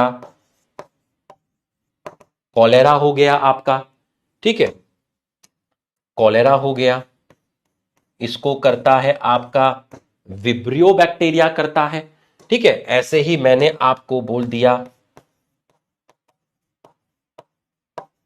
टिटनेस हो गया, टिटनेस को करने वाला है आपका क्लोस्ट्रीडियम टेटनी। आप सिर्फ क्लोस्ट्रीडियम याद रख लीजिए, क्लोस्ट्रीडियम टेटनी पूरा नाम है, क्लोस्ट्रीडियम टेटनी, ठीक है। आप क्लोस्ट्रीडियम याद रख लीजिए। आपका हो गया है टाइफॉइड, टाइफॉइड को करने वाला है साल्मोनेला। मैं कोई बायनोमियल नोमेनक्लेचर फॉलो नहीं कर रहा कि इटैलिक्स में लिखूं, मैं जनरल लिख रहा हूं, ठीक है। ये हो गया। और एक और बीमारी हो गई आपकी सिट्रस कैंकर। बीमारी के बारे में हमें नहीं पढ़ना, बट इनके कॉजल ऑर्गेनिज्म हमको याद रखने हैं, कौन कर रहा है बस हमें ये याद करना है। तो ये करता है ज़ैंथोमोनास, ज़ैंथोमोनास सिट्री। तो आपको ये याद करने हैं। कॉलेरा कर रहा है विब्रियो, टिटनेस कर रहा है क्लॉस्ट्रिडियम टेटनी, टाइफॉइड कर रहा है साल्मोनेला, सिट्रस कैंकर क्या है हमें नहीं जानना है। ठीक है, सिट्रस कैंकर कर रहा है ज़ैंथोमोनास सिट्री। ज़ैंथोमोनास सिट्री प्लांट के अंदर है। सिट्रस कैंकर किसके अंदर है? प्लांट के अंदर है। और ये तीनों ह्यूमन के अंदर है। सिट्रस कैंकर प्लांट के अंदर है। तो ये जो चारों की चारों हैं ये बैक्टीरियल डिजीज हो गई। ये चारों की चारों आपकी कैसी हो गई हैं? बैक्टीरियल डिजीज हो गई हैं। तो बच्चों, सैप्रोफिटिक डेड प्लांट एनिमल पे फीड किया, हेट्रोट्रॉप्स में डेड प्लांट और डेड एनिमल पे फीड करते हैं। तो हेट्रोट्रॉप्स में कौन आ गया? सैप्रोफिटिक। तो सैप्रोफिटिक एक तरीके से क्या हुए? डिकम्पोजर हुए। ठीक, और हेट्रोट्रॉप का रोल किसमें है? एंटीबायोटिक फॉर्मेशन में है। मिल्क से कर्ड किसने बनाया? लैक्टोबैसिलस। कैसा बैक्टीरिया है? हेट्रोट्रॉप्स है। नाइट्रोजन फिक्सेशन करने में किसका रोल है? राइजोबियम का है। कैसा बैक्टीरिया है? हेट्रोट्रॉप्स है। ये सब हमारा फायदा कर रहे हैं। ह्यूमन अफेयर्स हो गया। राइजोबियम फ्रैंकिया में दोनों में डिफरेंस क्या है? ये लेग्यूम से मिलेगा, ये नॉन लेग्यूम से मिलेगा। दोनों के दोनों उस टाइम कैसे जिएंगे? एनारोबिक मोड में जिएंगे। ठीक, कुछ बैक्टीरिया क्या करते हैं? पैथोजन की तरह काम करते हैं। Plant, animal, human, animal, pets पे इंफेक्शन करते हैं। ये आपकी क्या हो गई? बैक्टीरियल डिजीज हो गई। ठीक, तो ये आपका हो गया है। तो बच्चों, यहां तक अगर आपको समझ में आया तो आप यस लिखिए। यहां तक अगर आपको पढ़ाई समझ में आई है तो आप एक बार यस लिख दीजिए। ठीक, सम ऑफ दी बैक्टीरिया कैसे थे? कुछ बैक्टीरिया कैसे थे? ऑटोट्रॉप थे। They synthesise their own food from inorganic substrate. जहां मैंने आपको बताया था H2S। They may be photosynthetic autotroph और कीमोसिंथेटिक ऑटोट्रॉप। कीमोसिंथेटिक का मतलब था आपकी कौन सी एनर्जी? Chemical energy. ज्यादातर the vast majority of bacteria are heterotrophs. तो ज्यादातर आपके कैसे थे? हेट्रोट्रॉप्स थे, जो डिपेंड थे किसके ऊपर? अदर ऑर्गेनिज्म पर। ठीक है, और डेड ऑर्गेनिक मैटर पर। दे डिपेंड्स ऑन अदर ऑर्गेनिज्म। तो यहां आप पैरासिटिक भी बोल सकते हैं, दूसरे ऑर्गेनिज्म पे डिपेंड है। डेड ऑर्गेनिक मैटर पर आप बोल सकते हैं सैप्रोफिटिक। आप बोल सकते हैं सैप्रोफिटिक। सैप्रोफिटिक। तो अब आप ये क्वेश्चन करिए। ये लो, पोल ले लीजिए आप। 45 सेकंड का पोल ले लीजिए। ठीक है, 45 सेकंड का आपको पोल दिया जा रहा है। 45 सेकंड के अंदर आपको आंसर देना है। चलिए, bacteria complex structure, simple behaviour, least extensive metabolic diversity, most of the bacteria are autotrophs. Some bacteria synthesize food from inorganic substrate. Bacteria are only photosynthetic autotroph.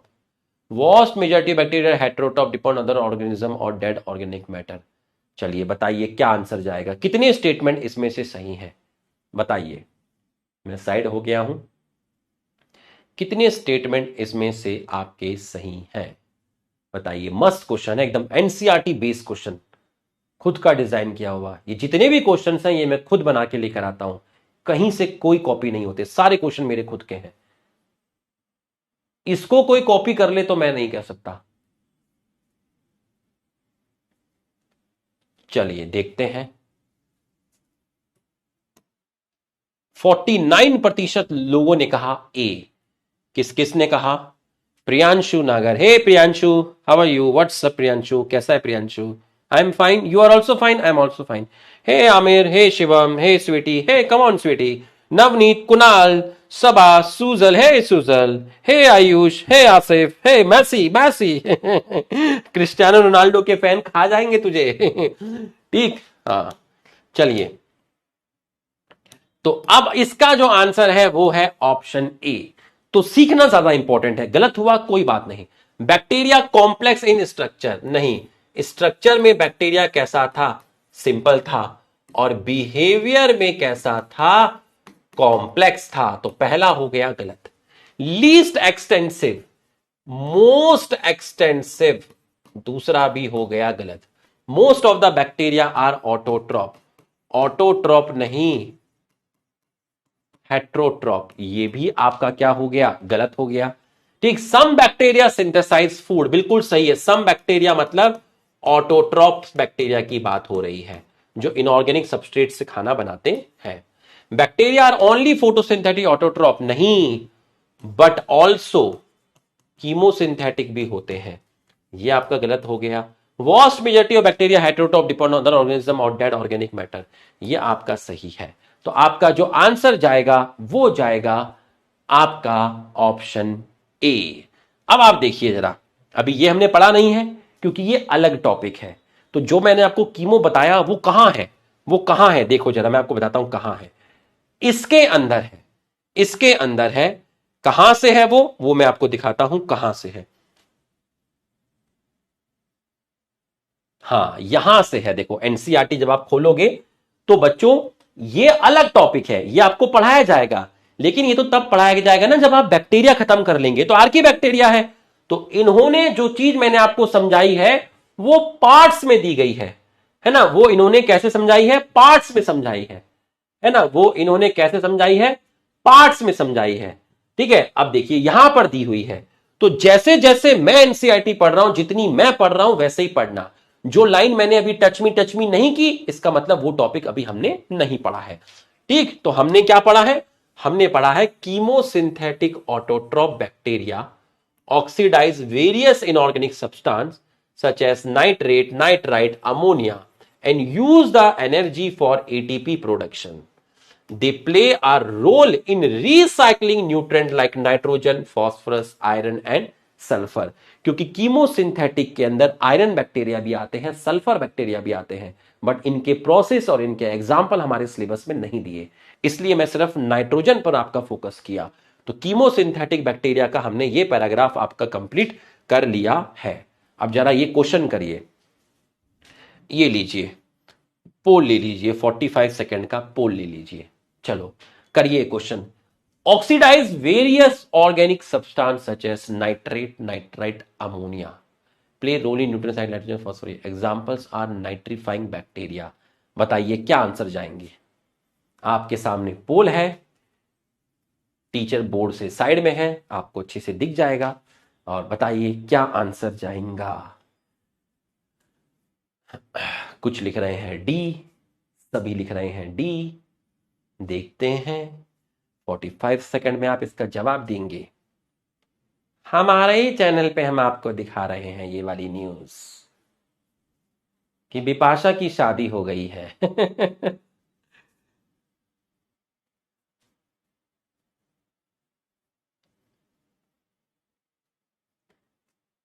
तेरी गलियां, देखो आंसर कितनी जल्दी आ जाता है ना।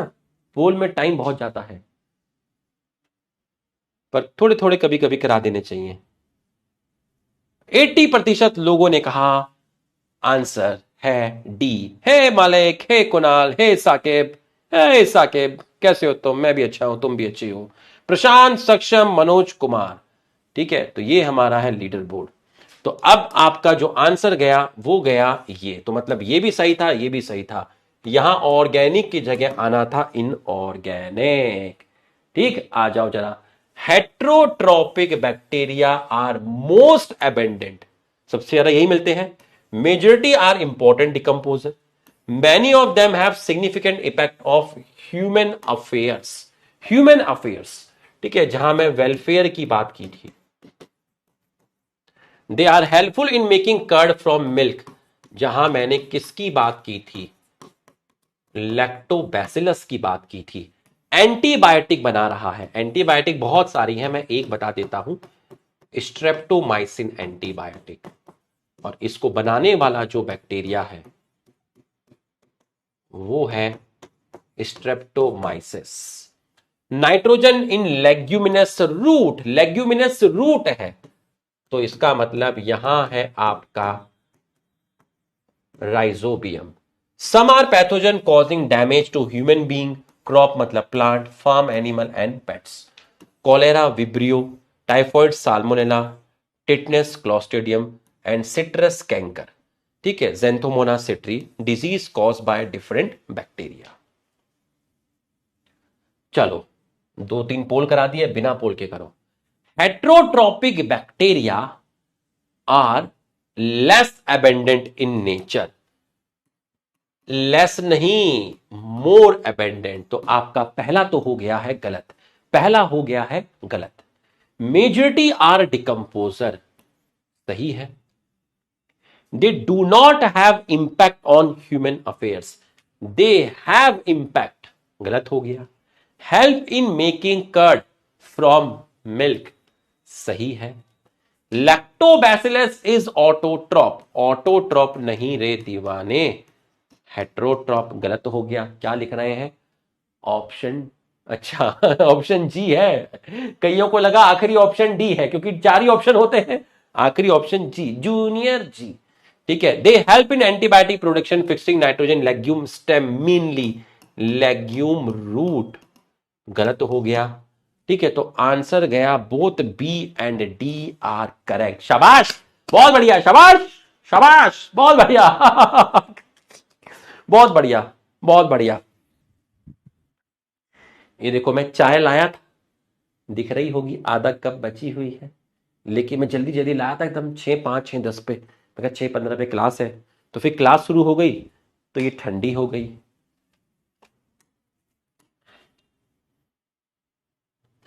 सम are pathogen causing damage to human being, pets, farm animal, crop, ठीक ही लग रहा है। Cholera, tetanus, typhoid, citrus canker cause by virus, virus नहीं रे, बैक्टीरिया है। ठीक है। बोथ क्या था? सब are pathogen causing damage to human being, pets, farm animal, crop, ठीक है। बोथ इनकरेक्ट, नहीं नन नहीं। आंसर जाएगा ऑप्शन ए, आंसर जाएगा ऑप्शन ए। ए, तो अब आपको पता चल गया कि हमने कितनी एनसीईआरटी पढ़ ली है। ठीक है, हमने कितना आपका एनसीईआरटी कर ली है, आपको पता चल गया। ठीक, अब ये वाला क्यों नहीं किया भाई? ये तो अलग टॉपिक है ना, आर्की बैक्टीरिया तो अलग टॉपिक है। पहले गुरुजी बैक्टीरिया खत्म करेंगे, तभी तो आर्की बैक्टीरिया पढ़ाएंगे। और सर ये वाला क्यों नहीं किया? ये जो लिखा है ये अलग टॉपिक है ये ब्लू ग्रीन एल्गी के लिए लिखा है, तो तुम पहले बैक्टीरिया पढ़ रहे हो। अच्छा, हाँ, यहां मिक्स करके दिया हुआ है ना, इसलिए बेटा। अब तुमने ये पढ़ा, चलो अब ये वाला पैराग्राफ हम देखते हैं। ठीक है, ये वाला पैराग्राफ, तो अगली स्लाइड पर आइए। ठीक है, ये हमारा पहला स्लाइड थी, ये दूसरी स्लाइड थी, ये आपकी तीसरी स्लाइड थी। ठीक है, तो आपने ये 3 स्लाइड पढ़ ली। अब आपकी चौथी स्लाइड है। चौथी स्लाइड में आप हेडिंग डालिए रिप्रोडक्शन। रिप्रोडक्शन, तो चौथी स्लाइड में आप हेडिंग डाल दीजिए रिप्रोडक्शन। तो अब हम आपको रिप्रोडक्शन दिखाएंगे।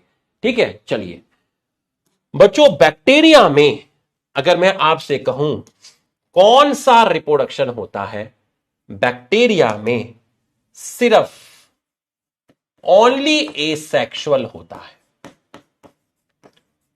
ओनली एसेक्सुअल होता है। एनसीईआरटी में एक लाइन लिखी है, सॉर्ट ऑफ सेक्सुअल, मतलब बताऊंगा उसका क्या है। ओनली एसेक्सुअल होता है, इसका मतलब बैक्टीरिया के अंदर सेक्सुअल नहीं होता, याद रखना। बैक्टीरिया में सेक्सुअल रिप्रोडक्शन नहीं होता, एब्सेंट है। कोई गैमेट्स नहीं बनते, कोई फर्टिलाइजेशन नहीं होता, कोई जायगोट नहीं होता, कोई मियोसिस नहीं होता।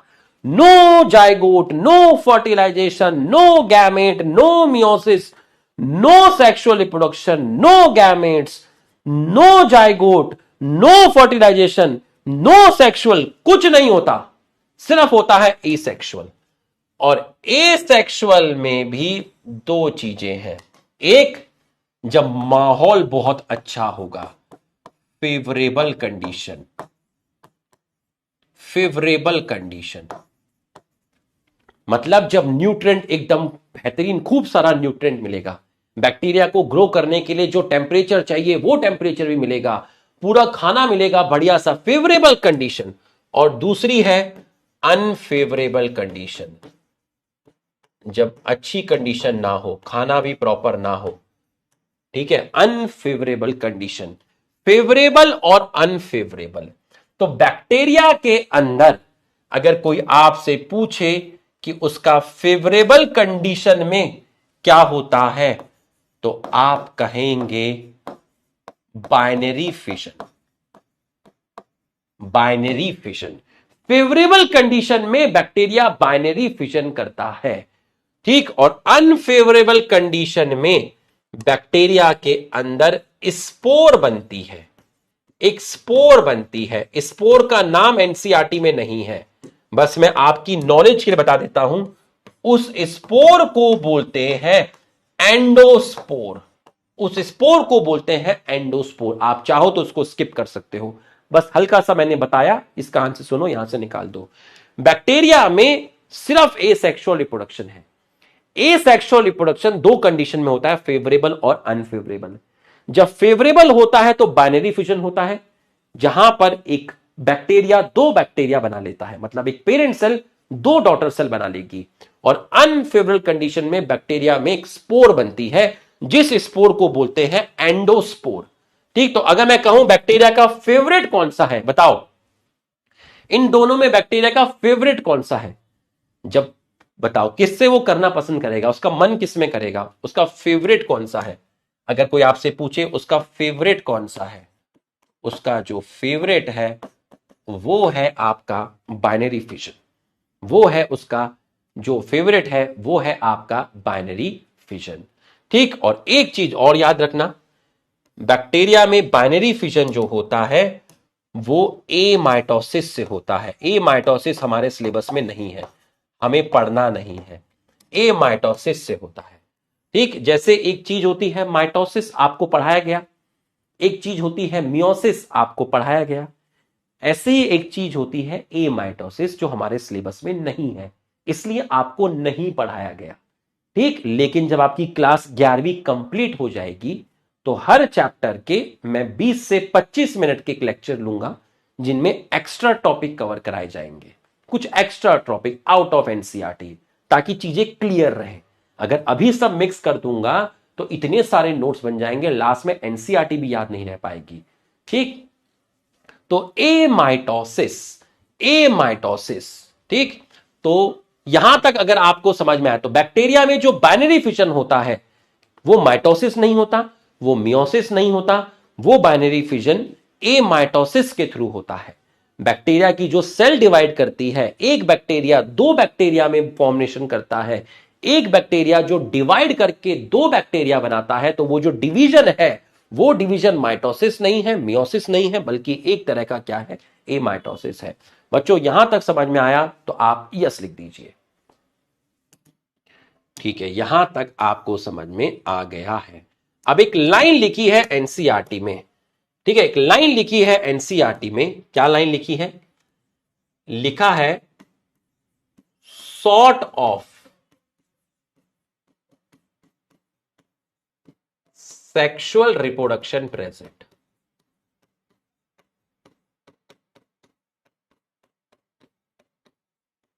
अब मेरी बात को ध्यान से समझना, sort of sexual reproduction present, इसका मतलब ये नहीं है कि बैक्टीरिया में सेक्सुअल रिप्रोडक्शन नहीं। एक चीज की गांठ बांध ले, बैक्टीरिया में सेक्सुअल रिप्रोडक्शन नहीं है, बैक्टीरिया में सेक्सुअल रिप्रोडक्शन नहीं है, कोई गैमेट का फॉर्मेशन नहीं है, कोई मियोसिस नहीं है, कोई फर्टिलाइजेशन नहीं है। इस लाइन का क्या मतलब है सर? फिर इस लाइन का मतलब क्या है? इस लाइन का मतलब क्या है? इस लाइन का मतलब यह है कि एक बैक्टीरिया, ये रहा तेरा एक बैक्टीरिया, ये रहा तेरा एक बैक्टीरिया, ठीक, और ये रहा तेरा दूसरा बैक्टीरिया। तो ये बैक्टीरिया है B1, ये बैक्टीरिया है B2।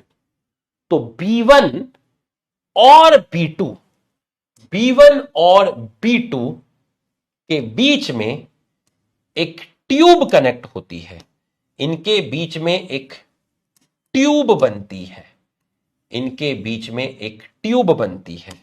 क्या बनती है? ट्यूब बनती है। तो B1 और B2 के बीच में एक ट्यूब बनती है, जिसकी हेल्प से दो बैक्टीरिया कनेक्ट करते हैं। तो B1 का जो डीएनए है वो जाता है किसमें? B2 के अंदर। तो DNA from B1, DNA from B1, एक बैक्टीरिया का DNA from B1 move to another bacteria, और अनदर बैक्टीरिया का नाम है B2। बट ये आपके सिलेबस में नहीं है, लेकिन ये लाइन है, इसको एक्सप्लेन कर रहा हूं। एक बैक्टीरिया का डीएनए दूसरे बैक्टीरिया में जाए, किसके थ्रू जाए? एक ट्यूब के थ्रू जाए। इन दो बैक्टीरिया को कनेक्ट करती है एक ट्यूब। तो इस बैक्टीरिया ने एक ट्यूब बनाई और उस ट्यूब की हेल्प से इस बैक्टीरिया से जुड़ गया। तो DNA from B1 move to another bacteria B2। इस प्रोसेस को बोलते हैं कॉन्जुगेशन। इस प्रोसेस को बोला कॉन्जुगेशन। और कॉन्जुगेशन एक प्रिमिटिव मेथड है, प्रिमिटिव मेथड ऑफ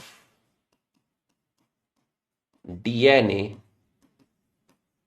ट्रांसफर। एक बैक्टीरिया ने एक ट्यूब बनाई और उस ट्यूब की हेल्प से दूसरे बैक्टीरिया से जुड़ गया। तो इस ट्यूब से होता हुआ इसका डीएनए इसमें आ गया। इस प्रोसेस को बोलते हैं कॉन्जुगेशन। मतलब ये एक कॉन्जुगेशन एक तरीके का पुराना ओल्ड मेथड है जिसमें एक बैक्टीरिया का डीएनए दूसरे बैक्टीरिया में जाता है। इसी को किताब ने लिखा है सॉर्ट ऑफ सेक्सुअल रिप्रोडक्शन। और इसी सॉर्ट ऑफ सेक्सुअल रिप्रोडक्शन के साथ एक लाइन लिखी है primitive method of DNA transfer. Primitive method of DNA transfer. जिसने पिलाई लिखा, अरे गजब, पिलाई, बिल्कुल सही, बिल्कुल सही। तो मैं आपको बताना नहीं चाह रहा था एक्चुअल में क्या होता है।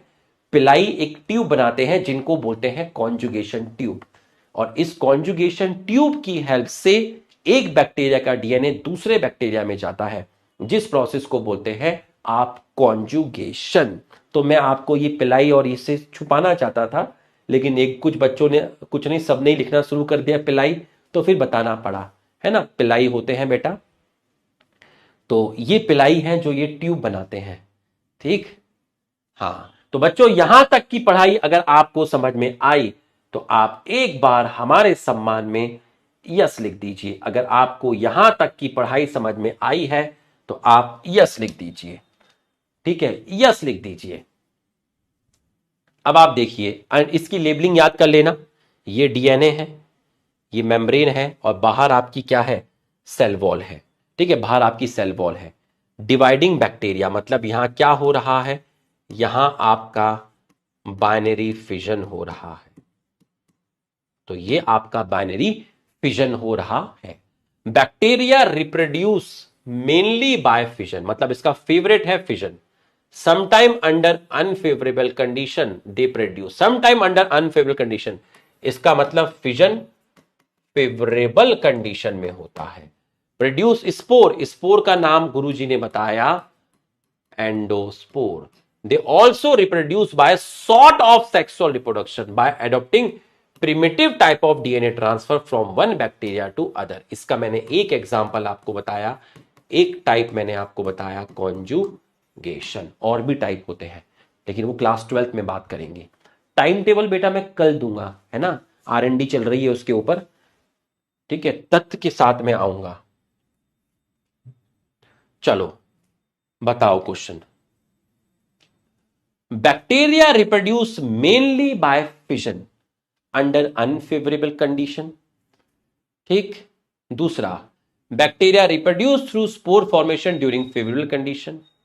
तीसरा, they also reproduce by sort of sexual reproduction by advance type of DNA transfer.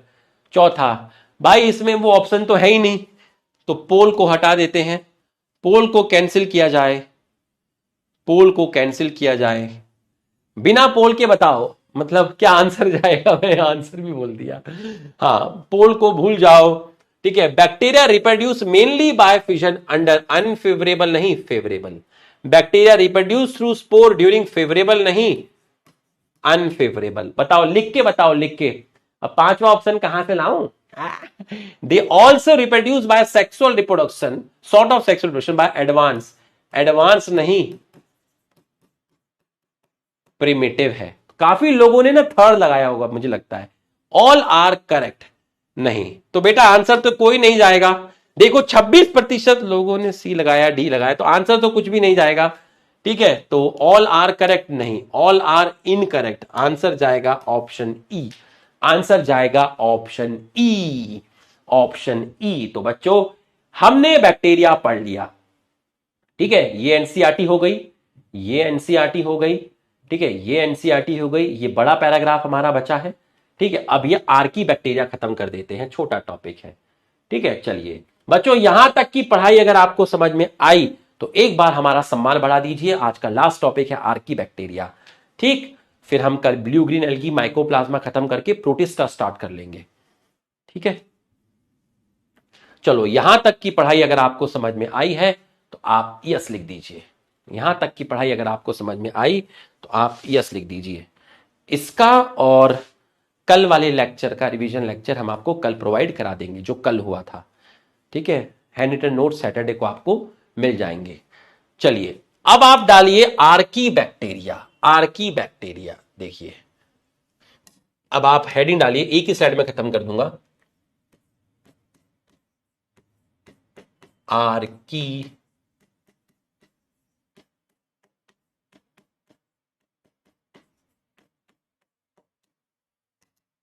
Bacteria. बच्चों जब भी मैं नॉर्मल बैक्टीरिया की बात कर रहा हूं, अभी तक मैं बैक्टीरिया बैक्टीरिया कर रहा था, है ना, अभी तक मैं बैक्टीरिया बैक्टीरिया कर रहा था, तो इसका मतलब मैं यू बैक्टीरिया की बात कर रहा हूं। E U bacteria, you bacteria, जिसकी स्पेलिंग क्या होती है, लिखना मत, जिसकी स्पेलिंग लिखना मत, लिखना मत, जिसकी स्पेलिंग क्या होती है, यू बैक्टीरिया।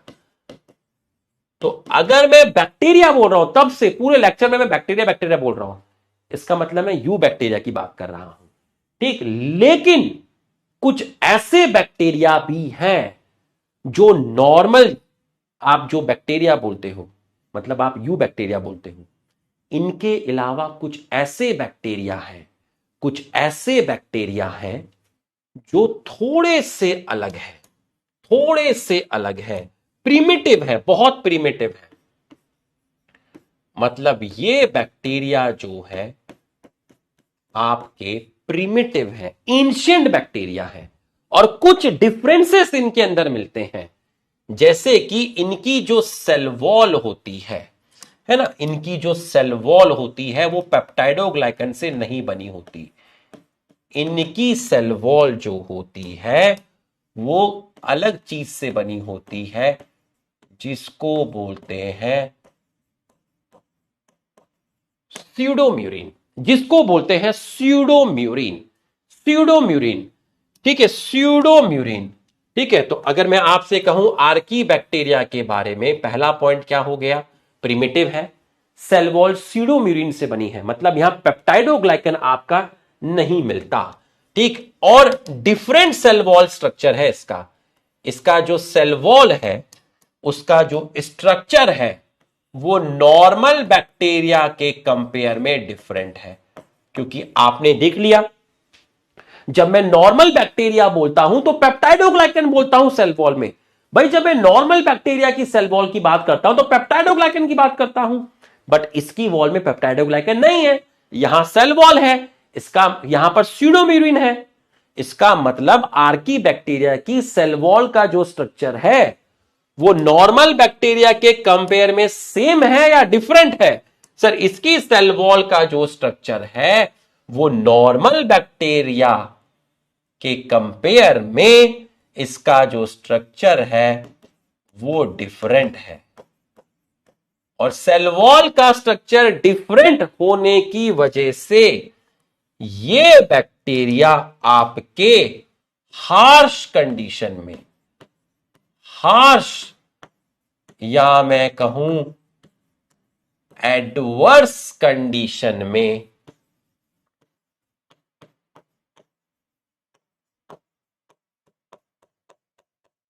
सरवाइव करते हैं। ठीक, तो ये बैक्टीरिया कैसे है? प्रिमिटिव है। सेल वॉल किसकी बनी है? स्यूडोम्यूरिन की बनी है।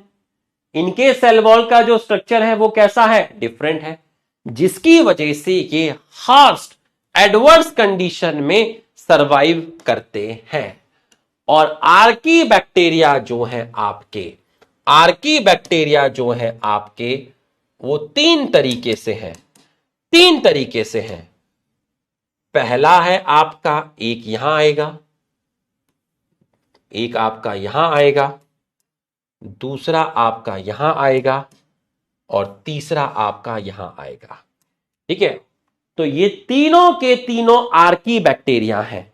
ठीक है, पहला जो है आपका वो है आपका मीथेनोजन। पहला है आपका मीथेनोजन्स। दूसरा है आपका हैलोफाइल्स, और तीसरा है आपका थर्मो एसिडोफाइल्स। तो मैं लाइन खींच देता हूं ताकि आपको पता रहे। इतने में पढ़ेंगे मीथेनोजन्स, इतने में पढ़ेंगे हैलोफाइल्स, और इतने में पढ़ेंगे थर्मो एसिडोफाइल्स। तो आपके नोट्स एकदम क्लियर रहेंगे। आर्की बैक्टीरिया तीन टाइप के हो गए हैं। पहला हो गया है आपका मीथेनोजन्स, दूसरा हैलोफाइल्स, और तीसरा थर्मो एसिडोफाइल्स। ठीक, नोट्स एकदम बढ़िया बन रहे हैं, सब क्रिस्टल क्लियर है। तो एक बार यस की बार लगा दो, एक बार आप यस की बार लगा दो। तो मीथेनोजन्स का इतना एरिया में लिखेंगे, हैलोफाइल्स का छोटा एरिया चाहिए, थर्मो एसिडोफाइल्स का इतना एरिया चाहिए। ठीक, तो एकदम आपको क्लियर है, इतना एरिया मीथेनोजन्स का है, इतना एरिया हैलोफाइल्स का है, इतना एरिया थर्मो एसिडोफाइल का है। ठीक, हाँ, तो अब आपको बिल्कुल क्लियर है कि सर कैसे स्लाइड में लिखने वाले हैं। आपको खुद पता है सर यहां भी लिखेंगे, यहां भी लिखेंगे, यहां भी लिखेंगे। ठीक, सबसे पहले सर हैलोफाइल्स में लिखेंगे, क्योंकि इसमें कम लिखना है, ज्यादा नहीं लिखना, कम लिखना है।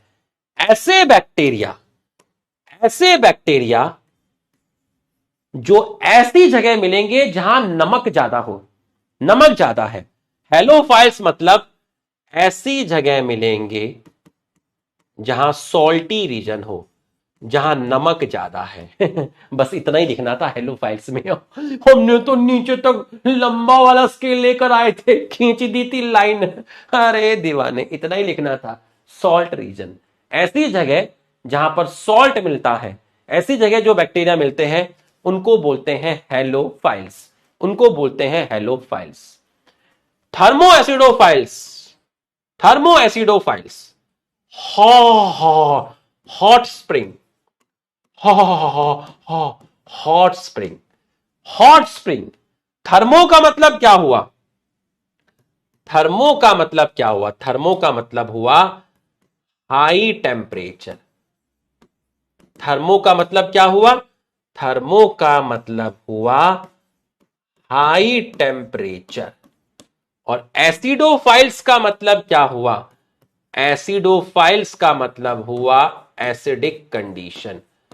एसिडोफाइल्स का मतलब हुआ एसिडिक कंडीशन।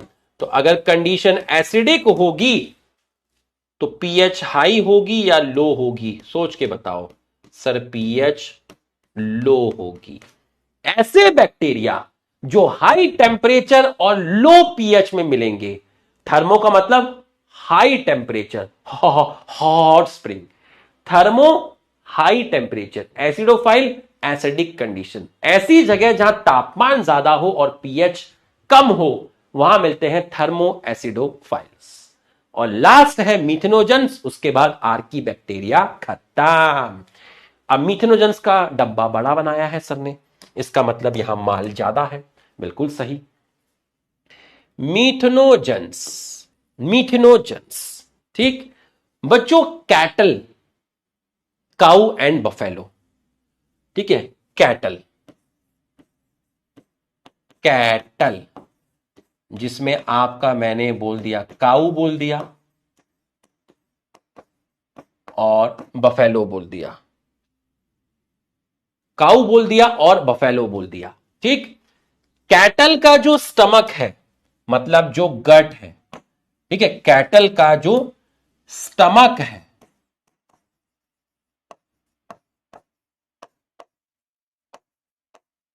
जो आपका गट है, कैटल के स्टमक, ठीक है, स्टमक मतलब स्टमक है जो उसका गट है, उसके अंदर आपके मीथेनोजेंस मिलते हैं। क्या मिलते हैं? मीथेनोजेंस मिलते हैं। तो मीथेनोजेंस बैक्टीरिया, अब जो गाय भैंस चारा खाती हैं, गाय भैंस के चारा में क्या मिलता है? सेलुलोज होता है। तो सेलुलोज के डाइजेशन में कैटल, काउ बफेलो के स्टमक में आपके मिलते हैं मीथेनोजेंस। तो स्टमक में आपके क्या मिलते हैं? Methanogens present. ठीक, अब गाय भैंस जो खाना खाती हैं, जो चारा खाती हैं, उनमें सेलुलोज मिलता है। तो ये बैक्टीरिया उनके स्टमक में हेल्प करते हैं। किसमें हेल्प करते हैं? हेल्प करते हैं सेलुलोज के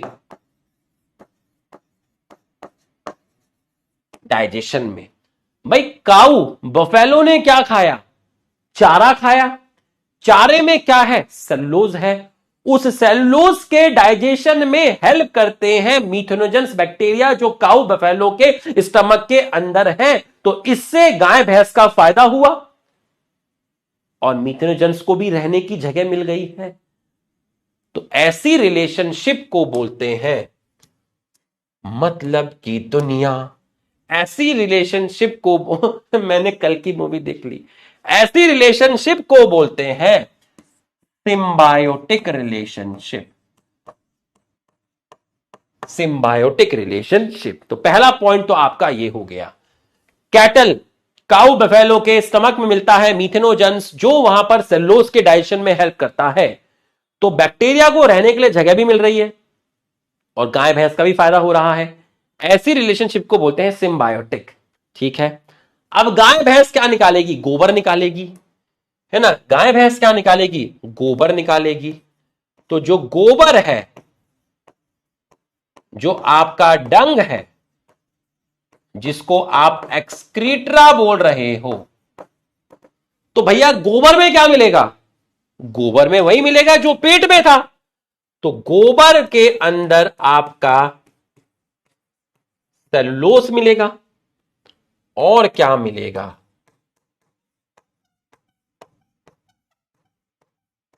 मीथेनोजेंस मिलेंगे। तो गोबर में सेलुलोज मिलेगा और मीथेनोजेंस मिलेंगे। तो इस गोबर की हेल्प से, इस गोबर की हेल्प से आप क्या बना सकते हो?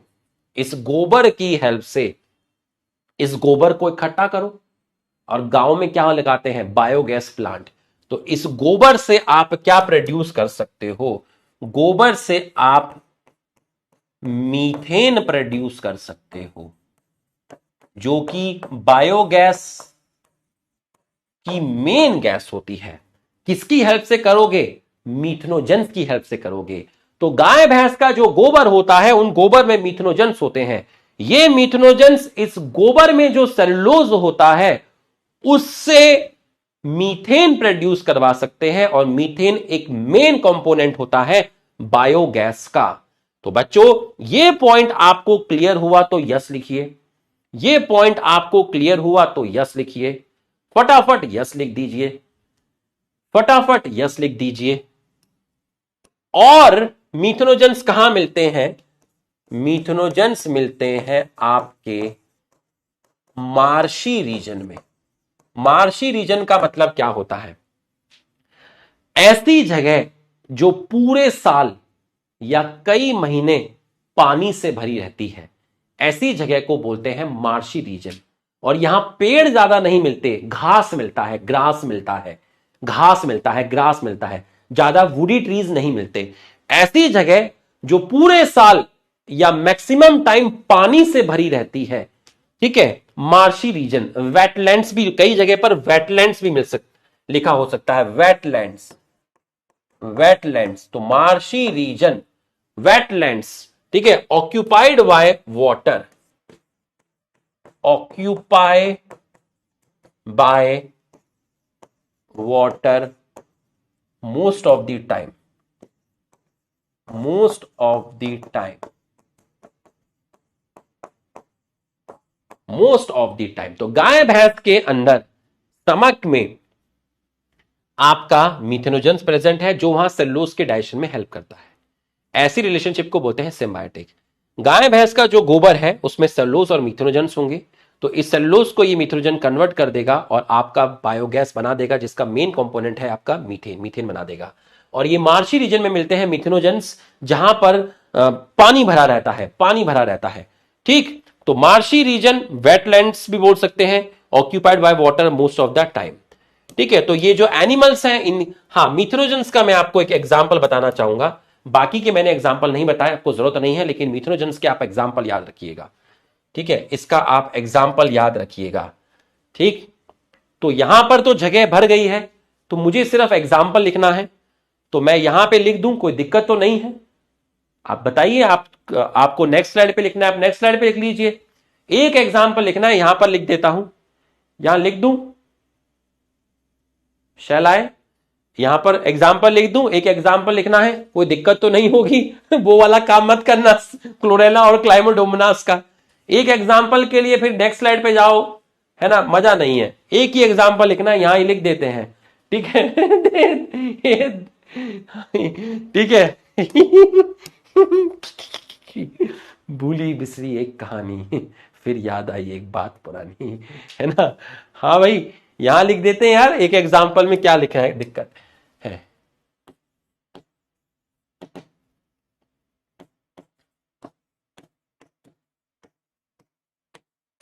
मीथेनोबैक्टीरियम, ये एग्जाम्पल लिख लेना, है ना, मीथेनोबैक्टीरियम, ठीक है। और ये जो एनिमल है, इनको रूमिनेंट भी बोल सकते हैं, रूमिनेंट एनिमल, रूमिनेंट, ठीक। चलिए, तो ये आपका एक एग्जाम्पल हो गया है, ठीक है। अब आइए जरा आर्की बैक्टीरिया देख लेते हैं एनसीईआरटी से, फिर पूरे का रिवीजन करवा दूंगा एक बारी में, और फिर रिवीजन प्लानर दे दूंगा, और फिर कल मिलेंगे टाइम टेबल के साथ। आ जाओ।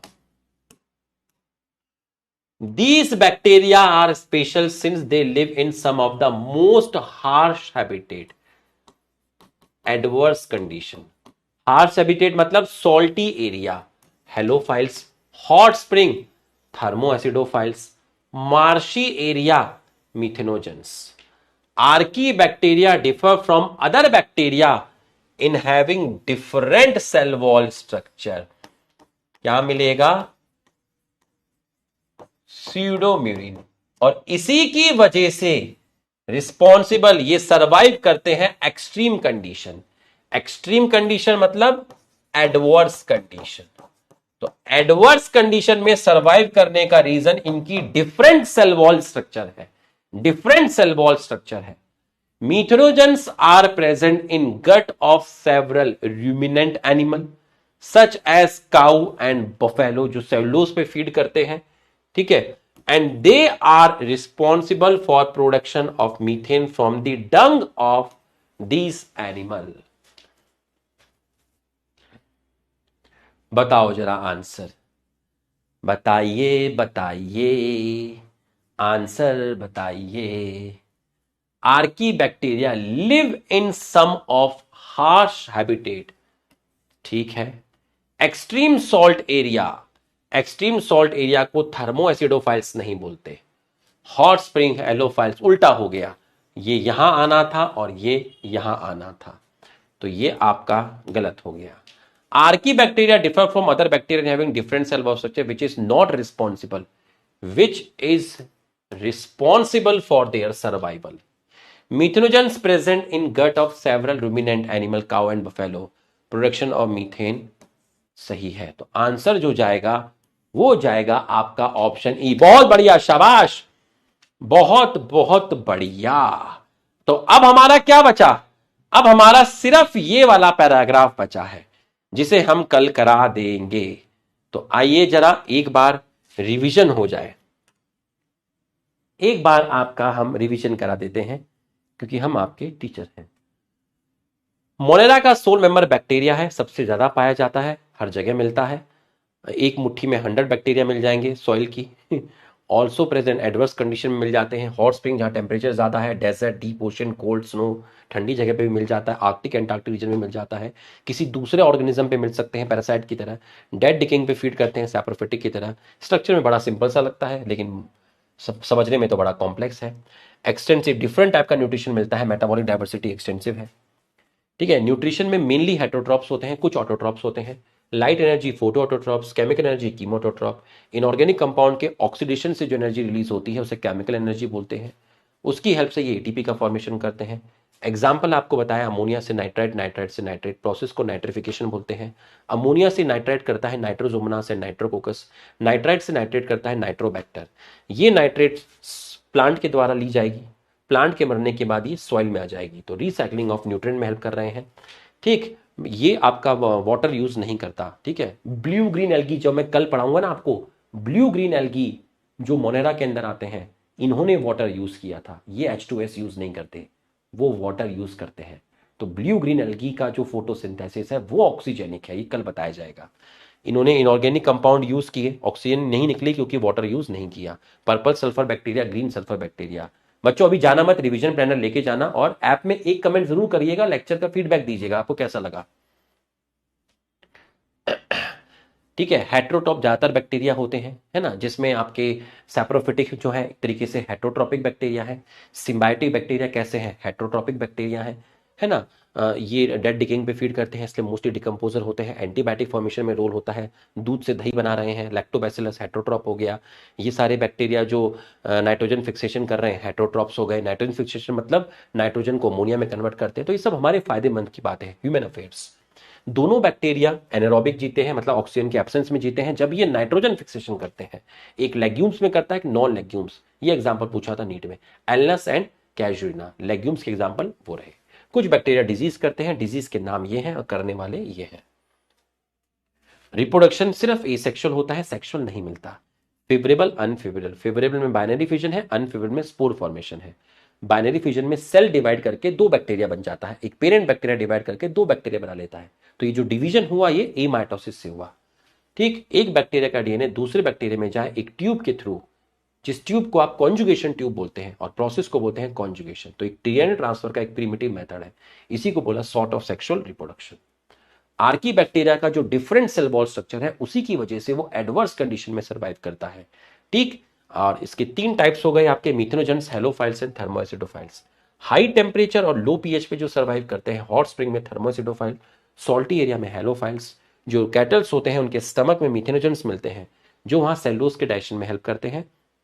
बैक्टीरिया को रहने के लिए जगह मिल जाती है, सिम्बायोटिक रिलेशनशिप हो गया। जो ये एक्सीडा निकालेंगे गोबर, इनके गोबर में वही होगा जो ये खाएंगे, सेलुलोज और मिथेनोजेंस। ठीक है, और ये सेलुलोज से हम गोबर गैस प्लांट लगा के, बायोगैस प्लांट लगा के वहां मीथेन का प्रोडक्शन कर सकते हैं। ये मार्शी रीजन में मिलते हैं, ऐसी जगह जो पानी से भरी रहती है, वेटलैंड्स। ठीक, तो ये आपका हो गया है और अब आप रिवीजन भी ले लीजिए। ठीक है, तो आज आप जो है 30 मिनट्स में इस लेक्चर को पढ़ेंगे। ठीक है, 30 मिनट्स में आप आज का लेक्चर पढ़ेंगे, लेक्चर 3 प्लस 30 मिनट्स लगा के